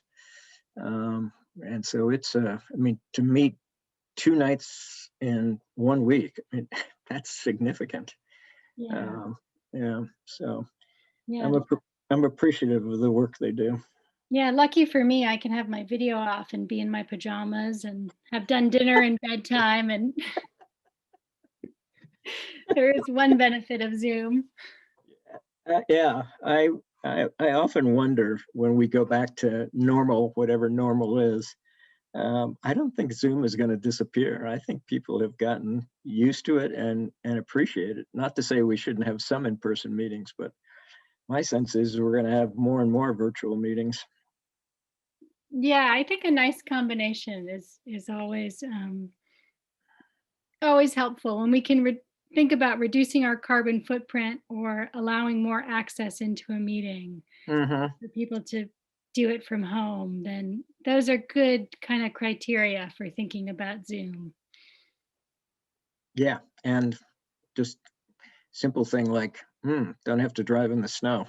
Yeah. Oh. So you have young kids that are in the Lincoln School? I have a 2.5-year-old, so she will be in the Lincoln School. That's my hope. Yeah, I actually had a meeting with Tori this week too, just to get a little sense of what she's thinking, and what community members how we can support our schools across the district, and just some really good insight, I think, about what the years ahead will look like, and bringing more people into the fold in our town schools so that we get greater buy-in from the community. We offer more things for more people. We offer childcare, we offer elder meals, we offer community space and commercial kitchen space, and all these kind of creative ways of thinking about the school building as really a community asset. So yeah, I think that's a great thought. One of the things I've realized is so few of our towns have any sort of central place for community members to meet and have activities. And the school is certainly one of those. I remember when my kids were in the school, I mean, that was our whole life practically was revolved around the school. So yeah, I think that's a great idea. Find more utilization of just the physical facilities. Mm-hmm. Yeah, and really thinking about that in a kind of broader scope. It's not necessarily about increasing revenue, but it increases community buy-in, which increases the support for our town schools when it comes to our tax dollars, because people find services there, regardless of where you are in your kind of, life trajectory, whether you have school-age kids or we have a real need for childcare. We have a real need for elder services. We can think about continuing education and all sorts of ways of really mobilizing what a school can be and what a school can do, and seeing that enacted in our community schools, because we do have the space to make that happen. Yeah, we do. And we have a building that's in good shape because of the money that was spent, I guess, 5 or 6 years ago. Yeah. The other thing I think we need in town, and I'm beginning to think about this and see if other people are interested, is affordable housing. Absolutely. I was just starting to, percolate that in my brain to talk to you about is, I can count multiple families that I know want to live in Lincoln or want to live in, one of the 5 town communities and can't find housing here. And we're in a really interesting, just, anecdotally, I see that there's a lot of, our community is aging, but they're aging in place. They're not moving out of their home yet. Right. And I think we will see more turnover in the next 10 years. But between now and then, we don't have a lot of houses for sale or for rent. And I think that could be a huge driving factor in bringing people to town and keeping people in town.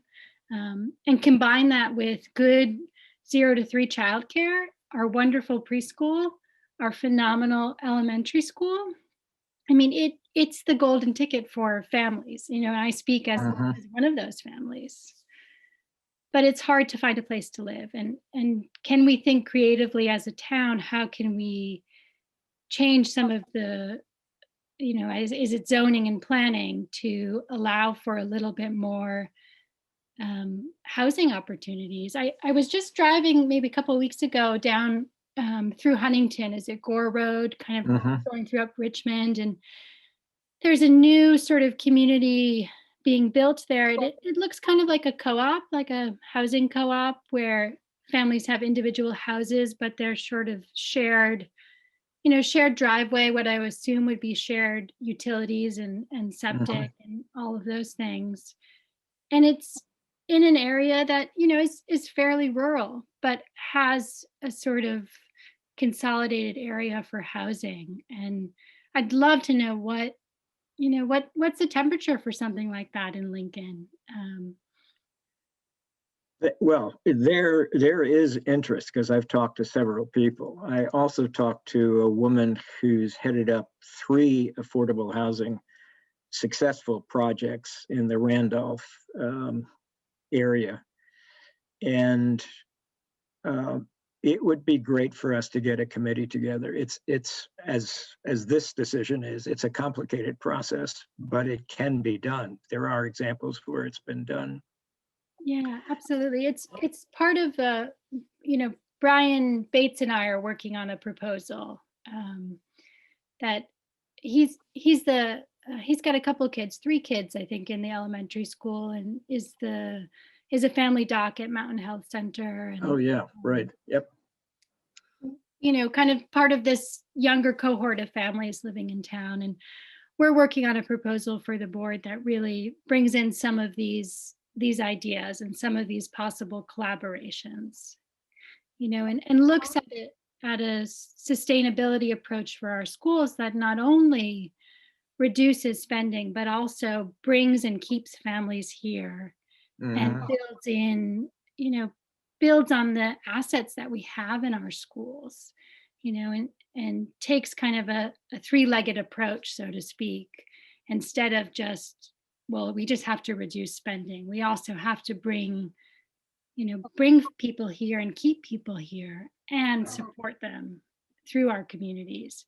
And schools are one of those components, but it also comes with housing and childcare and elder care and all the things that make for quality life and quality living. Boy, you are really thinking about this. Each one of those is a huge topic.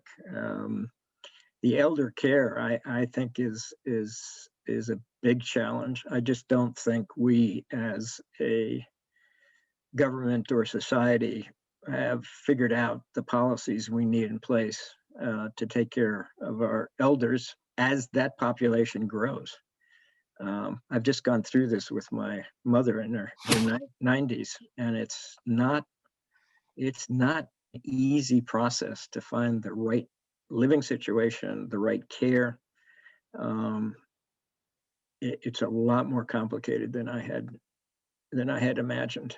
Oh, I'm sure, and I'm sure it's way more complicated than I will ever know. But it's worth us considering, as we see our population aging, and we're so focused on the fact that there's fewer and fewer children, but there's also greater and greater elders. And so how do we shift that thinking to say, well, how can we provide and care for our community through their lifespan, and schools and schools really with community support and driven largely by what, in my sort of pipe dream, by our towns, and would be able to offer some of those supports. Yeah. I was on the teen center board when they were just getting started in Middlebury. And one of the things that worked out, and it turned out that in the beginning they were co-housed in the senior center in Middlebury. And one of the things that turned out to be a real plus was the interaction between seniors and teenagers. It was just really amazing to see what each of those groups got out of it. There was some real synergy there. Yeah, I one of my favorite memories of my daughter's kind of infancy was I was in Middlebury and we went to the senior center. My husband was doing a workshop there and we went to drop something off, and she and I ended up spending the whole afternoon just hanging out with the seniors and the activities. And you know, it's a really natural relationship. Yeah. And in our sort of siloed society, we've forgotten about that, you know. And what I see as a community member is we don't have good early childcare, and there isn't the same kind of program that Middlebury has for seniors in this area. You know, the Middlebury Senior Center was just such a dynamic and incredible place for folks to be. Yep. And I don't see that in our 5-town area, you know. Yeah. Yeah, you're absolutely right. There is a need for that. Because we are 5 separate towns, I think it becomes more difficult to do. It's almost as if, well, on the county level, you know, we have the Regional Planning Center, which has been very helpful on county projects. And it seems to me we need something similar that would look at the 5 towns, or however you want to define the area that's doing something. But you got 5 different select boards, and it takes a lot of time to harness them to all go in the same direction. Absolutely. Yeah, it sounds like quite a feat of you know, gravity. Yeah, but you're absolutely right. The need is there for all of these kinds of things. And we're just, it drives me crazy that people say we just don't have enough money to do these things. Yeah, what was our federal spending on the military budget? You know, that's where I keep returning, is like, yep. It's just the priorities, you know, and priorities, ultimately, I'm just one small person living in, you know, a rural town in Vermont, but collectively, you know, priorities can be shifted and perspectives can be broadened. It just takes tremendous energy and time. And I do feel like we're in a period where there's some really large forces at play. We're going to see what I hope is some real change at a federal level over the next few years, and the possibility of infrastructure bills and you know, Biden's families bill coming up this week. And I mean, I'm not totally naive to think that it'll all happen with one stroke of a pen, but the possibilities are there, and to have that kind of societal shift is a really it's a tremendous moment, and we have to be paying attention to that, you know. Yeah, I agree with you that there are possibilities for real shifts in our society based on I'm impressed with Biden's team because they are so experienced, and it really says to me, if you're going to run a big government, you have to have people who are experienced, and because they've been there before, I think they can get things done.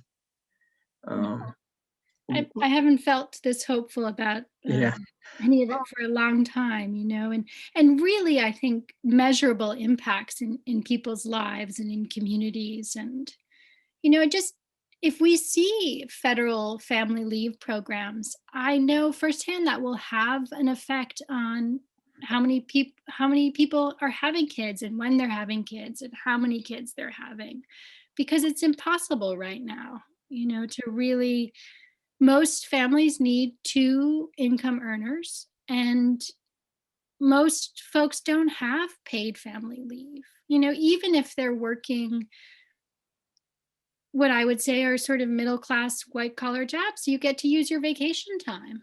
Yeah. And then good luck and figure it out. Of course people are reducing the amount of kids they're having because it's bonkers. Yeah, I remember the problems of my wife and I when we lived in DC, both had good jobs. And it was always a question, it was always a struggle to find what our kids were going to do after school, between when school ends and we got home. And yeah. I mean, it's what lots of parents go through. It's just, where do you find it at almost any age until they become teenagers? It's a question of, where do you find good supervision for kids? We were fortunate in the elementary school my kids went to, is they had an after school program. Yeah. And the kids could be there till 6 o'clock, and it was well supervised. Yeah, and we do as well. I mean, I know there's this sort of ELP, the extended learning program that happens in the MAUSD district, which is great, and I think really serves families. But thinking about that 0 to 3 range, and those are the kids that are going to start kindergarten eventually, and without having good quality care and being supportive of families to have those kids, it's only natural that people have fewer kids or wait until later in life to have kids. And we can see all of those demographic shifts at a really micro level right now. Yep. Be interesting to see in Lincoln what the percentage is in terms of age groups. Like how many 0 to 3 kids there are in Lincoln. Yeah, and also adults. I mean, how many 20 to 40 years old are there? How many 40 to 60-year-olds? But the school, it's important for the school to do any forecast. It seems to me it's important to know who the kids are that are up and coming. Yeah, absolutely. And in my conversations with Tori, she said that the school is really ripe for a 0 to 3 childcare program. They have the space. We have a beautiful facility. There's great outdoor space, and there's great need in town. We just have to figure out how do we bring that kind of service into a school. And I do think we're going to see a lot more federal and state dollars for early childcare. And so it may be something really worth considering, that we think about how do we get our schools to serve that population, so that not only are we meeting families' needs, we're also accessing a pretty siloed pot of money for early childcare. When my kids were in the Lincoln Elementary School, they would get on the bus when school was over, and the bus would go up to Nancy McDonald's house. I don't know if you know Nancy. And 16 kids would get off at Nancy's because she had the daycare. Yeah. And those kids just loved it. And she did a great job. And those kids bonded. So they continue to talk to one another. But Nancy would not be able to do it now because of all the regulations. Yeah. Well, we'll have to see what sort of rolls out over the next, 6 months, year, 2-year timeline. And I do think, not pushing us to this August deadline, because things have shifted pretty dramatically since December. Yes. You know, the ed fund revenue is much rosier, and there's all of this sort of federal money. Even though it's one-time money, it's definitely supportive of the district. And you know, there's those early projections aren't coming to pass, so we do have time. Yeah, I thought Patrick, in his quiet way, was indicating that tonight. You know, his saying there's no hard date, I think is different than what everybody thought back in December and January. Yeah, I've been noticing that too, just kind of around the county, you know, the sort of Addison Northwest and Addison Central, and they'd come out with proposals in the last year or so to close schools, and pretty drastic proposals that were met with, as you can imagine, some community opposition. And you know, everything is sort of kind of rolled back, timelines have changed, proposals have dropped, and you know, the pieces have been moved around yet again. So everybody's back. Nice chatting with you, Paul. Good to see you. Take Yeah, care. Thanks. you too.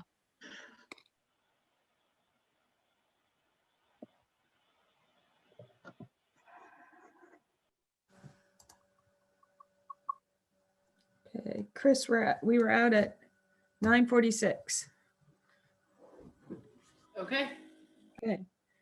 This time, is there any public comment?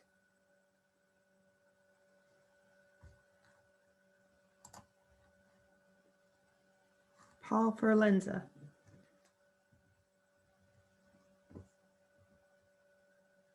Nope, you're still muted, Paul. Thank you. Paul Forlenza in Lincoln, on the Lincoln Select Board.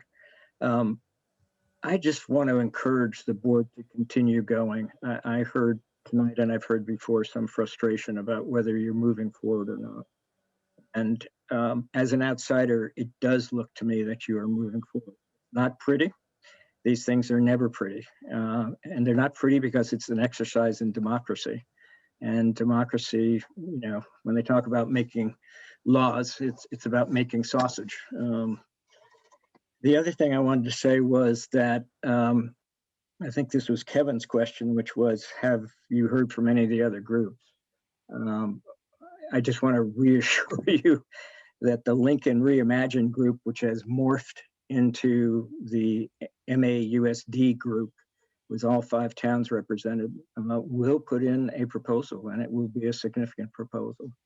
So I know that group is looking forward to that opportunity. So thanks. All right, thank you for the update and the encouragement. Any other public comment? Okay. Chris, can you run through the meeting evaluation? Ken, Thank you. no problem. What's the level of engagement of all board members, high or low? Hi. Yep, I'm seeing lots of thumbs up. Okay. Was the agenda followed, yes or no? Thumbs up. Yes. Any comments? Nope, not seeing any. Does the chair effectively establish the agenda and materials for distribution to the board, yes or no? Thumbs, thumbs, got thumbs. Any comments? Okay, I know what everybody's thinking. Is the chair effective in fostering a professional culture regarding fair and open deliberation, full participation of all members, and ensuring the integrity of the board process, yes or no? Any comments? Thumbs, you got thumbs. All right, other feedback for the chair? Okay, what went well with the meeting? It's over? I think one of the things that went well tonight is we didn't have any controversial issues or relatively highly controversial issues. I appreciated all the discussion. You know, I really appreciate hearing from everyone. It was good discussion. Don, don't take off points for spelling at this point when you read this, okay? That's all right. Go for it. Okay. What suggestions do you have for ways to improve future meetings? We got to get quicker or more efficient. All right, anybody else? All right, that's a wrap. Okay. Is there a motion to adjourn at 9:51? So moved. So moved, Krista. I'll second Andrew. Krista and Andrew. All those in favor of adjourning at 9:51, please say aye or give me a thumbs up. Oh, Aye. thumbs up. Aye. All right. Thanks. Okay. Thank you, Motion. John. Thank you, Patrick. Thank you, Floyd. everyone. Thank you, everyone. Katrina. All right, it was late. Good night. Night.